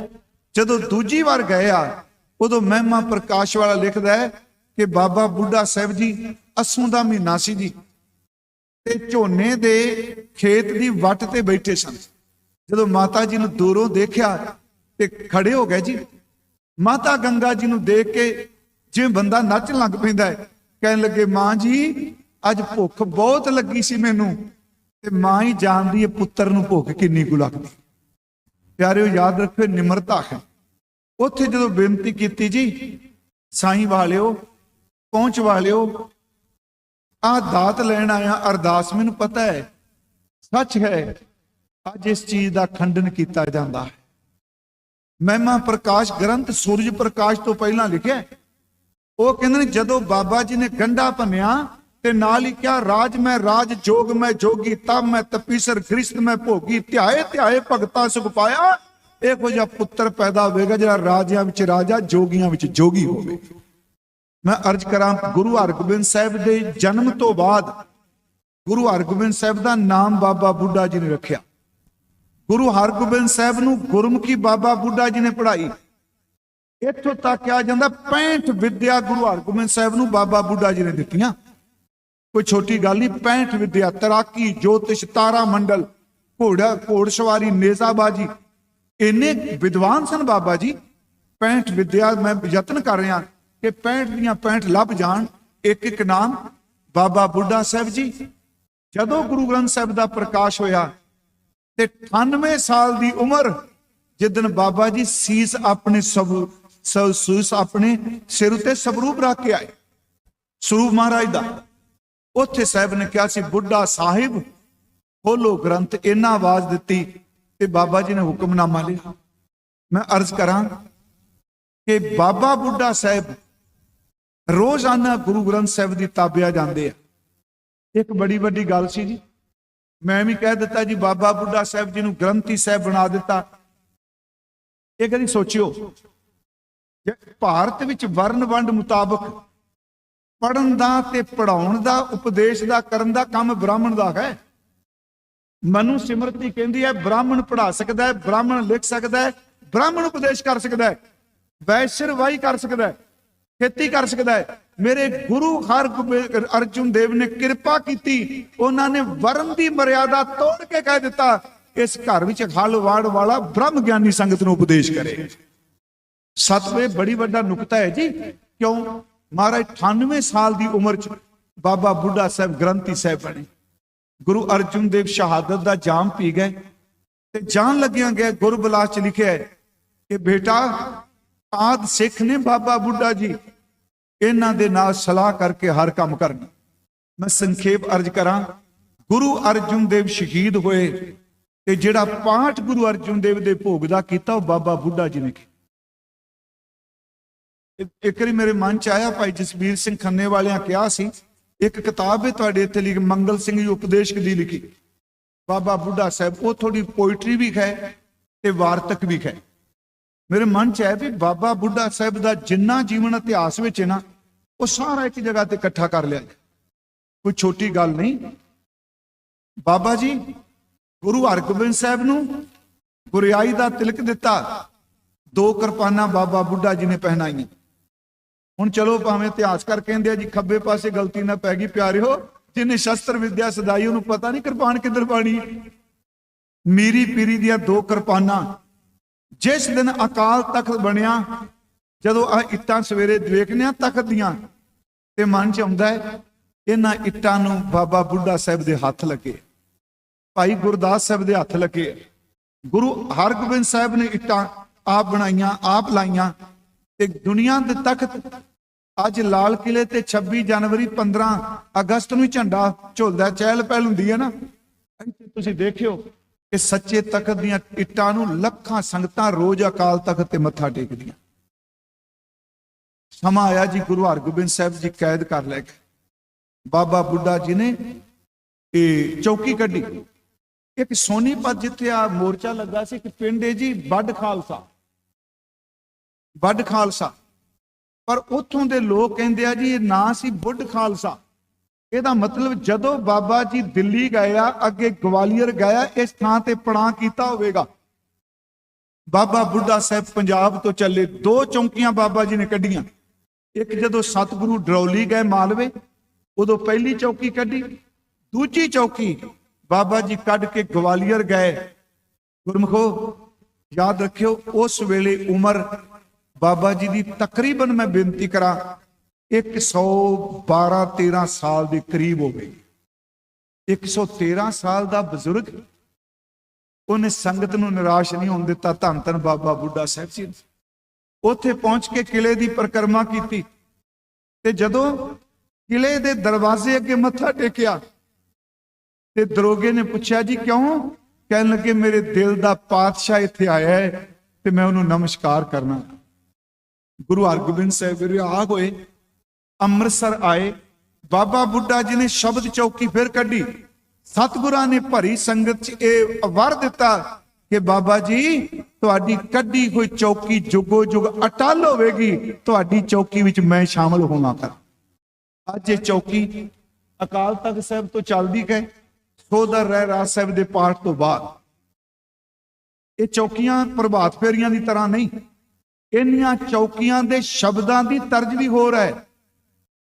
ये साज नहीं बजाते। ये चौकी पहला निकलती हुंदी सी जगदी कोई मिसाल, निशान साहब, एक सेहरा ते किरपान। ये चौकी जाती है पहला सरोवर की परिक्रमा करती, फिर ये चौकी दर्शनी ड्यूड़ी लंघ के निक्की परिक्रमा हरमंदर की करती। जदों चौकी मुख कवाड़ के सामने आंदी अंदर कीर्तन बंद हो जाता है ते पुछो जी क्यों? कहने धन बाबा बुढ़ा साहब की चौकी आ गई। किड्डा वड्डा मान है जी सानू। उस तो बाद समा आया, धन गुरु हरगोबिंद साहब ने जंगा जित्तियां। जदों गुरु हरगोबिंद साहब जी श्री हरगोबिंदपुरे आए, जिहड़ा साडा इतिहास कहंदा है, परिवार ने फैसला कर लिया कि बाबा जी नूं आ जिथे तुसीं बैठे हो गुरमुखो, बच्चियां ने पोतरियां ने परिवार बहुत, ये भी तो झंडे के रमदास ही तुहाडा पिंड, रमदास थोड़ा झंडे के रमदास है ना। हाँ मैं बेनती करा कि रमदास ना गुरु रामदास के नाम ते है, भावें आप शब्द रमदास वरतने आ, मार बाबा जी ने कहा सी कि कला झंडे के नहीं, झंडे के रमदास है। गुरु रामदास का नाम ही जी इस पिंड नाल जुड़िया। बाबा जी लई परिवार ने सलाह की जी हुण सेवा आपां करिए। परिवार गया, बाबा भाना जी, भाई भाना जी गए, ਗੁਰੂ ਹਰਗੋਬਿੰਦ ਸਾਹਿਬ ਨੂੰ ਬੇਨਤੀ ਕੀਤੀ, ਮਹਾਰਾਜ ਜੀ ਪਿਤਾ ਜੀ ਨੂੰ, ਬਾਪੂ ਜੀ ਨੂੰ ਜੋ ਸ਼ਬਦ ਵਰਦੇ ਹੋਣਗੇ ਇਹ ਅਸੀਂ ਲੈਣ ਵਾਸਤੇ ਆਏ ਹਾਂ। ਸਾਡੀ ਇੱਛਾ ਹੈ ਕਿ ਇਸ ਬਿਰਧ ਉਮਰ ਵਿੱਚ ਅਸੀਂ ਬੱਚੇ ਵੀ ਸੇਵਾ ਕਰ ਸਕੀਏ। ਗੁਰੂ ਹਰਗੋਬਿੰਦ ਸਾਹਿਬ ਨੇ ਕਿਹਾ ਤੁਸੀਂ ਜੋ ਕਹਿੰਦੇ ਹੋ ਠੀਕ ਹੈ ਬਾਬਾ ਜੀ, ਆਪ ਜੀ ਨੂੰ ਖੁਸ਼ੀਆਂ ਨੇ ਗੁਰੂ ਘਰ ਦੀਆਂ, ਪਰ ਸਾਡਾ ਇਤਿਹਾਸ ਕਹਿੰਦਾ ਇੰਨੇ ਸ਼ਬਦ ਕਹਿੰਦੇ ਆ ਗੁਰੂ ਹਰਗੋਬਿੰਦ ਸਾਹਿਬ ਦੀਆਂ ਅੱਖਾਂ ਭਿੱਜ ਆਈਆਂ। ਤੋਰਨ ਲੱਗੇ ਨਾ ਅੱਜ ਘਰ ਨੂੰ, ਇਤਿਹਾਸ ਕਹਿੰਦਾ ਹੈ ਬਾਬਾ ਬੁੱਢਾ ਸਾਹਿਬ ਜੀ ਨੂੰ ਆਪ ਤੋਰਨ ਲੱਗੇ, ਹੱਥ ਫੜਿਆ, ਨਾਲ ਚੱਲੀ ਜਾਣ, ਤੁਰੀ ਜਾਣ, ਨੇਤਰ ਭਿੱਜੇ ਹੋਏ ਛੇਵੇਂ ਪਾਤਸ਼ਾਹ ਦੇ। ਬਾਬਾ ਜੀ ਰੋਕ ਗਿਆ, ਕਹਿਣ ਲੱਗੇ ਸਤਿਗੁਰੂ ਜੀ ਆਪ ਜੀ ਆਪਣੀਆਂ ਰਹਿਮਤਾਂ ਵਰਤਾਓ, ਮੇਰੇ ਪਿੱਛੇ ਨਹੀਂ। ਸਤਿਗੁਰੂ ਕਹਿੰਦੇ ਤੁਹਾਨੂੰ ਤੋਰਨ ਤੇ ਦਿਲ ਨਹੀਂ ਕਰਦਾ। ਬਾਬਾ ਜੀ ਦੇ ਨੇਤਰ ਆ ਸਾਰਾ ਜਿਹੜੇ ਕੇਸ ਸਨ ਜੀ ਸਾਰੇ ਚਿੱਟੇ ਸਨ, ਲੰਬੇਰੇ ਹੋ ਚੁੱਕੇ ਸਨ। ਪਰਵੱਟਿਆਂ ਦੇ ਕੇਸ ਬਹੁਤ ਲੰਬੇਰੇ ਸਨ, ਜੋ ਇਤਿਹਾਸਕਾਰ ਕਹਿੰਦੇ। ਦਾੜਾ ਚਿੱਟਾ ਦੁੱਧ ਵਰਗਾ, ਪਰ ਕੋਈ ਉੜੇ ਨਹੀਂ ਸਨ, ਕਮਰ ਤੇ ਕੁੱਬ ਨਹੀਂ ਸੀ ਪਿਆ, ਕਿਤੇ ਤੁਰਦੇ ਸਨ, ਪੂਰੇ ਸੁਚੇਤ ਸਨ। ਮਹਾਰਾਜ ਜੀ ਤੁਸੀਂ ਵਾਪਸ ਜਾਓ। ਜਦੋਂ ਤੁਰ ਲੱਗੇ ਇੱਕ ਬਚਨ ਕਿਹਾ ਸਤਿਗੁਰੂ ਜੀ। ਹਜ਼ੂਰ ਨੇ ਕਿਹਾ ਦੱਸੋ ਬਾਬਾ ਜੀ। ਕਹਿੰਦੇ ਨੇ ਜਦੋਂ ਮੈਂ ਸੰਸਾਰ ਤੋਂ ਤੁਰਨਾ ਹੈ ਨਾ, ਤੁਸੀਂ ਆਪ ਮੇਰੇ ਘਰ ਆਇਆ, ਆਪ ਜੀ ਆਏ। ਮੈਂ ਤਾਂ ਕਿ ਨਾ ਰਮਦਾਸ ਨਿਵਾਸੀਓ, ਤੁਸੀਂ ਤਾਂ ਉਸ ਪਿੰਡ ਵਿੱਚ ਰਹਿੰਦੇ ਹੋ ਜਿਸ ਪਿੰਡ ਵਿੱਚ ਰਹਿਣ ਵਾਲਾ ਏਡਾ ਵੱਡਾ ਮਹਾਂਪੁਰਖ ਹੈ। ਸੀ ਨਹੀਂ ਮੈਂ ਕਹਿੰਦਾ, ਕਿਉਂਕਿ ਅਸੀਂ ਮਰ ਕੇ ਸੀਖ ਹੁੰਨੇ ਆ, ਬ੍ਰਹਮ ਗਿਆਨੀ ਕਦੀ ਮਰਦਾ ਨਹੀਂ ਹੁੰਦਾ। ਸਮਾਂ ਆਇਆ ਬਾਬਾ ਜੀ ਇੱਥੇ ਆ ਗਏ ਜੀ। ਇੱਥੇ ਸੰਗਤਾਂ ਬਹੁਤ ਹੁੰਦੀਆਂ ਸਨ ਘਰ 'ਚ। ਪਾਕਿਸਤਾਨ ਜਿਹੜਾ ਆਪ ਜੀ ਕਹਿੰਦੇ ਇਸ ਘਰ ਸੀ ਨਾ, ਇੱਥੇ ਬਹਿਣਾ। ਜਦੋਂ ਅੰਤਲਾ ਸਮਾਂ ਆਇਆ, ਗੁਰੂ ਹਰਗੋਬਿੰਦ ਸਾਹਿਬ ਮਹਾਰਾਜ ਆਪ ਚੱਲ ਕੇ ਆਏ ਜੀ। ਬਾਬਾ ਜੀ ਨੇ ਸੁਨੇਹਾ ਭੇਜਿਆ। ਮੈਂ ਬੜਾ, ਇਹ ਇਤਿਹਾਸ ਸਦੀਆਂ ਦਾ ਹੈ। 113 ਸਾਲ ਦੇ ਇਤਿਹਾਸ ਨੂੰ ਘੰਟੇ 'ਚ ਕਥਾਵਾਜੀ ਕੀ ਕਹਿ ਲੂਗਾ। ਆਪਾਂ ਸਿਰਫ ਪੰਛੀ ਝਾਤ ਮਾਰੀ ਤੇ ਮੈਂ ਆਰੰਭ 'ਚ ਕਿਹਾ ਜੀ ਮੈਂ ਬੋਲ ਰਿਹਾ ਵਾਂ, ਮੈਂ ਨਹੀਂ ਜਾਣਦਾ ਬਾਬਾ ਜੀ ਦੀ ਅੰਦਰ ਦੀ ਅਵਸਥਾ। ਜਦੋਂ ਬੁੱਢੇ ਬਣ ਗਏ, ਉਹ ਕਿਹੜੀ ਇੱਕੋਦਮ ਚਿਨਕ ਲੱਗੀ ਜੀ, ਅੰਮ੍ਰਿਤ ਦ੍ਰਿਸ਼ਟ ਪੇਖਿਆ ਹੋਏ ਸੰਤ। ਇੱਥੇ ਫਿਰ ਗੁਰੂ ਹਰਗੋਬਿੰਦ ਸਾਹਿਬ ਆਏ। ਬਾਬਾ ਜੀ ਨੂੰ ਘਰ ਦੇ ਸੇਵਾਦਾਰ ਨੇ ਦੱਸਿਆ ਬਾਬਾ ਜੀ ਸਤਿਗੁਰੂ ਜੀ ਆ ਗਏ। ਇਤਿਹਾਸ 'ਚ ਮੈਂ ਪੜ੍ਹਿਆ ਬਾਬਾ ਜੀ ਉੱਠ ਕੇ ਜਦੋਂ ਅੱਗੇ ਗਏ, ਇੰਨੀ ਸੁਰਤ ਡਿੱਗੀ ਸੀ, ਵਿਹੜੇ ਵਿੱਚ ਹੀ ਬੈਠੇ। ਭਾਈ ਗੁਰਦਾਸ ਸਾਹਿਬ ਬਾਬਾ ਗੁਰੂ ਹਰਗੋਬਿੰਦ ਸਾਹਿਬ ਆਏ, ਦੇਖਿਆ ਬਾਬਾ ਜੀ ਬਿਲਕੁਲ ਨੇਤਰ ਬੰਦ ਅਡੋਲ ਬੈਠੇ ਨੇ। ਭਾਈ ਗੁਰਦਾਸ ਸਾਹਿਬ ਨੇ ਚਰਨਾਂ ਨੂੰ ਹੱਥ ਲਾਇਆ।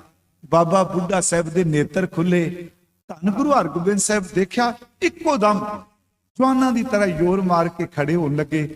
ਧੰਨ ਗੁਰੂ ਹਰਗੋਬਿੰਦ ਸਾਹਿਬ ਨੇ ਚਰਨ ਪਕੜ, ਬਾਬਾ ਜੀ ਉੱਠ ਖਲੋਤੇ, ਸੀਨੇ ਨਾਲ ਲਾਇਆ। ਸਮਾਂ ਆਇਆ ਜੀ ਇੱਥੇ ਬਚਨ ਬਲਾਸ ਹੁੰਦੇ ਰਹੇ। ਮੈਂ ਬੇਨਤੀ ਕਰਾਂ, ਅੰਮ੍ਰਿਤ ਵੇਲੇ ਜੋ ਮੈਂ ਪੜਿਆ ਉਸ ਕਹਿੰਦਾ ਪਿੰਡ ਦੀ ਜਾਣਕਾਰੀ ਹੋਰ ਹੋਵੇ। ਬਾਬਾ ਜੀ ਨੇ ਚੋਲਾ ਤਿਆਗਣਾ ਸੀ, ਸਾਰਾ ਤੁਹਾਡਾ ਇਲਾਕਾ ਇਕੱਠਾ ਹੋ ਗਿਆ ਜੀ। ਕੋਈ ਸੌਖੀ ਗੱਲ ਨਹੀਂ ਹੁੰਦੀ ਅੱਜ ਅੰਮ੍ਰਿਤ ਵੇਲੇ ਚਲੇ ਜਾਣਾ। ਸਾਰੀ ਰਾਤ ਬਚਨ ਬਲਾਸ ਹੁੰਦੇ ਰਹੇ। ਅੰਮ੍ਰਿਤ ਵੇਲੇ ਬਾਬਾ ਜੀ ਨੇ ਆਪ ਇਸ਼ਨਾਨ ਕੀਤਾ ਜੀ, ਬਿਲਕੁਲ ਸੁਚੇਤਾ ਨਾਲ। ਆਪ ਤਨ ਤੇ ਬਸਤਰ ਪਹਿਰੇ। ਸ਼ਾਮ ਨੂੰ ਸਾਰੀ ਗੱਲਬਾਤ ਹੋਈ। ਸੰਗਤਾਂ ਨੇ ਪੁੱਛਿਆ, ਸਿੱਖਾਂ ਨੇ ਪੁੱਛਿਆ ਬਾਬਾ ਜੀ ਸਿੱਖੀ ਕਿਵੇਂ ਕਮਾਈ। ਉਹ ਬਚਨ ਚੇਤੇ ਰੱਖਣ ਵਾਲਾ ਹੈ। ਬਾਬਾ ਜੀ ਨਿਮਰਤਾ ਨਾਲ ਕਹਿੰਦੇ ਨੇ ਮੈਂ ਕੁਛ ਨਹੀਂ ਜਾਣਦਾ, ਇਹ ਧੰਨ ਗੁਰੂ ਹਰਗੋਬਿੰਦ ਸਾਹਿਬ ਜੀ ਨੇ ਜੀ। ਮੈਂ ਕਹਿੰਦਾ ਏਡਾ ਵੱਡਾ ਅਦਬ ਕਿਸੇ ਕੋਲ ਹੈ। ਜੇ ਅੱਜ ਕਿਸੇ ਸਾਡੇ ਵਰਗੇ ਗ੍ਰੰਥੀ ਨੇ ਅਰਦਾਸ ਕੀਤੀ ਹੋਵੇ ਤੇ ਪੁੱਤਰ ਹੋ ਜਾਏ, ਉਹ ਸਾਰੀ ਜ਼ਿੰਦਗੀ ਕੈਸ਼ ਕਰਦਾ, ਮੇਰੀ ਅਰਦਾਸ ਨਾਲ ਆਇਆ। ਤੇ ਗੁਰੂ ਹਰਗੋਬਿੰਦ ਸਾਹਿਬ ਉਹਨਾਂ ਸਾਹਮਣੇ ਬਾਬਾ ਜੀ ਹੱਥ ਜੋੜ ਬੈਠੇ ਆ। ਗੁਰਪਦ ਦਾ ਅਦਬ ਹੈ। ਬਾਬਾ ਜੀ ਕੋਈ ਬਚਨ ਦੱਸੋ। ਚਲੋ ਨਾ ਬੜੀ ਡਿਟੇਲ ਦੱਸੀ ਕੀ ਹੋਇਆ, ਗੁਰੂ ਨਾਨਕ ਸਾਹਿਬ ਵੇਲੇ ਕੀ ਸੀ। ਅਖੀਰ ਤੇ ਕਹਿੰਦੇ ਆ ਸਤਿਗੁਰੂ ਜੀ ਦੇ ਸਾਹਮਣੇ, ਸਿੱਖੋ ਨਾਮ ਜਪੋ, ਕਿਰਤ ਕਰੋ ਤੇ ਸੰਯਮ ਰੱਖੋ। ਨਾਮ ਵਾਹਿਗੁਰੂ ਜੀ ਦਾ ਜਪੋ, ਕਿਰਤ ਧਰਮ ਦੀ ਕਰੋ ਤੇ ਸੰਯਮ ਇੰਦਰੀਆਂ ਦਾ ਰੱਖੋ। ਜਪ ਵਾਹਿਗੁਰੂ ਦਾ ਕਰੋ, ਪਰ ਕਹਿੰਦੇ ਸਭ ਕੁਝ ਕਰਕੇ ਵੀ ਆਸ ਕਿਰਪਾ ਦੀ ਰੱਖੋ, ਕਿਉਂਕਿ ਨਦਰ ਤੋਂ ਬਿਨਾ ਜਪ ਤਪ ਤੇ ਸੰਯਮ ਫਲੀਭੂਤ ਨਹੀਂ ਹੁੰਦਾ। ਬਾਬਾ ਜੀ ਨੇ ਅੰਮ੍ਰਿਤ ਵੇਲੇ ਇਸ਼ਨਾਨ ਕੀਤਾ ਜੀ। ਇਸ਼ਨਾਨ ਕਰਕੇ ਗੁਰੂ ਹਰਗੋਬਿੰਦ ਸਾਹਿਬ ਸਾਹਮਣੇ ਆ। ਜਪਜੀ ਸਾਹਿਬ ਦਾ ਪਾਠ ਬੋਲ ਕੇ ਕੀਤਾ। ਸੰਗਤ ਨੇ ਪਾਠ ਸੁਣਿਆ, ਖੇਤੀ ਛੁੱਟੀ ਨਾਲ ਕਹੀ, ਤੇ ਬਾਬਾ ਜੀ ਦਾ ਸੀਸ ਗੁਰੂ ਹਰਗੋਬਿੰਦ ਸਾਹਿਬ ਦੀ ਝੋਲੀ ਵਿੱਚ ਸੀ। ਗੁਰਮਖੋ 125 ਸਾਲ 1506 ਨੂੰ ਜਨਮ ਹੋਇਆ, 1631 ਨੂੰ, ਕੋਈ ਤਾਂ ਇਹ ਕਹਿੰਦੇ 125 ਸਾਲ ਤੇ ਮਹੀਨਾ ਸ਼ਬਦ ਹੀ ਵਰਦੇ ਆ, 4 ਦਿਨ ਇਸ ਤਰ੍ਹਾਂ ਵਰਦੇ ਆ, ਪਰ ਸਿੱਧੀ ਗੱਲ 125 ਸਾਲਾਂ ਵਿੱਚੋਂ 113 ਸਾਲ ਬਾਬਾ ਜੀ ਨੇ ਸਿੱਖੀ ਕਮਾਈ। ਜਦੋਂ ਬਾਬਾ ਜੀ ਅਕਾਲ ਚਲਾਣਾ ਕੀਤਾ ਤੇ ਗੁਰੂ ਹਰਗੋਬਿੰਦ ਸਾਹਿਬ ਦਾ ਬੋਲ ਸੀ, ਸੀਸ ਉਸੇ ਤਰ੍ਹਾਂ ਚਿਹਰਾ ਦਗਦਗ ਕਰਦਾ, ਕਹਿੰਦੇ ਸੰਗਤ ਜੀ ਵਧਾਈ ਹੋਵੇ। ਗਲਾ ਭਰਿਆ ਸੀ, ਸੰਗਤ ਜੀ ਵਧਾਈ ਹੋਵੇ। ਤੇ ਨਾਲ ਪੁੱਛਿਆ ਕਿ ਰੋਇਓ ਨਾ, ਕਿਉਂ? ਜਿਹੜੇ ਜਿੱਤ ਕੇ ਜਾਂਦੇ ਨੇ ਉਹਨਾਂ ਨੂੰ ਵਧਾਈਆਂ ਮਿਲਦੀਆਂ ਨੇ, ਹਾਰਿਆਂ ਹੋਇਆਂ ਨੂੰ ਰੋਈਦਾ ਹੁੰਦਾ। ਬਾਬਾ ਬੁੱਢਾ ਸਾਹਿਬ ਜੀ ਦਾ ਸੰਸਕਾਰ ਆਪ ਕੀਤਾ। ਗੁਰੂ ਹਰਗੋਬਿੰਦ ਸਾਹਿਬ ਜੀ ਨੇ ਮੋਢਾ ਲਾਇਆ, ਭਾਈ ਬਿਧੀ ਚੰਦ ਜੀ, ਭਾਈ ਭਾਨਾ ਜੀ, ਭਾਈ ਗੁਰਦਾਸ ਜੀ, ਭਾਈ ਜੇਠਾ ਜੀ, ਪਰ ਗੁਰੂ ਹਰਗੋਬਿੰਦ ਸਾਹਿਬ ਨੇ ਮੋਢਾ ਬਦਲਿਆ ਨਹੀਂ। ਘਰ ਤੋਂ ਲੈ ਕੇ ਸਮਾਧਾਂ ਕਹਿੰਦੇ ਆਪਾਂ, ਇੱਥੋਂ ਤੱਕ ਆਪਣੇ ਹੱਥੀ ਲੱਕੜਾਂ ਚਿਣੀਆਂ, ਪਰ ਜਦੋਂ ਰੱਖਿਆ ਸਰੀਰ ਪ੍ਰੇਮ ਦੀ ਕੋਈ ਹੈ, ਚਿਖਾ ਉੱਪਰ ਜਬ ਸੰਸਕਾਰ ਕੀਤਾ, ਘਰ ਆਏ। ਗੁਰਮਖੋ ਇੱਥੇ ਪਾਠ ਭਾਈ ਗੁਰਦਾਸ ਜੀ ਨੇ ਕੀਤਾ, ਬਾਬਾ ਜੀ ਦਾ ਪਾਠ ਭਾਈ ਗੁਰਦਾਸ ਸਾਹਿਬ ਜੀ ਨੇ ਕੀਤਾ। ਗੁਰੂ ਹਰਗੋਬਿੰਦ ਸਾਹਿਬ ਉਹਨੇ ਦਿਨ ਇੱਥੇ ਰਹੇ, ਇਸ ਘਰ 'ਚ ਹੀ ਇੱਥੇ ਰਹੇ ਜੀ। ਗੁਰੂ ਹਰਗੋਬਿੰਦ ਸਾਹਿਬ ਇਸ ਪਿੰਡ 'ਚ ਤੁਹਾਡੇ 'ਚ ਰਹੇ ਜੀ। ਜਦੋਂ ਬਾਬਾ ਜੀ ਰਾਤ ਚਲਾਣਾ ਕਰਨਾ ਸੀ ਨਾ, ਸਵੇਰੇ ਆਪਣੇ ਪੁੱਤਰ ਦੀ ਬਾਹ ਪਕੜੀ, ਭਾਈ ਭਾਨਾ ਜੀ ਦੀ ਬਾਹ ਪਕੜ ਕੇ ਗੁਰੂ ਹਰਗੋਬਿੰਦ ਸਾਹਿਬ ਦੀ ਬਾਹ ਪਕੜੀ, ਹੱਥ ਪਕੜਾ ਕੇ ਕਹਿੰਦੇ ਸਤਿਗੁਰੂ ਤੋਂ ਬਾਅਦ ਹਰਮੰਦਰ ਸਾਹਿਬ ਦੇ ਮੁੱਖ ਪ੍ਰਬੰਧਕ ਬਾਬਾ ਭਾਨਾ ਜੀ ਰਹੇ। ਮੈਂ ਇਸ ਕਰਕੇ ਤੁਸੀਂ ਅੱਜ ਬਾਬਾ ਜੀ ਦਾ ਜਨਮ ਦਿਨ ਮਨਾ ਰਹੇ ਹੋ। ਇਹ ਸਾਡੀਆਂ ਕਥਾ ਨਹੀਂ, ਅੱਜ ਜਨਮ ਹੋਇਆ, ਅੱਜ ਇਹ ਮੌਤ ਹੋਈ, ਪਰ ਮਹਾਂਪੁਰਖ ਜਨਮ ਮਰਨ ਦੂਹੋਂ ਮੈਂ ਨਾਹੀ, ਜਨ ਪਰਉਪਕਾਰੀ ਆਏ, ਜੀ ਦਾਨ ਦੇ ਭਗਤੀ ਲਾਏ, ਨਖਾਰਸ਼ੋਂ ਲੈਣ ਮਿਲਾਏ।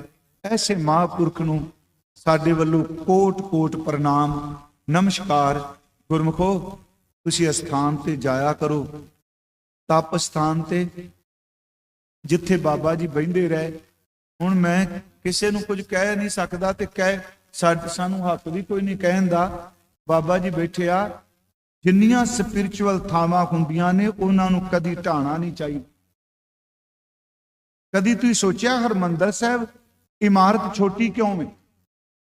ਸਰੋਵਰ ਇੰਨਾ ਵੱਡਾ, ਤਰਨ ਤਾਰਨ ਦਾ ਸਰੋਵਰ ਇੰਨਾ ਵੱਡਾ ਤੇ ਦਰਬਾਰ ਸਾਹਿਬ ਛੋਟਾ।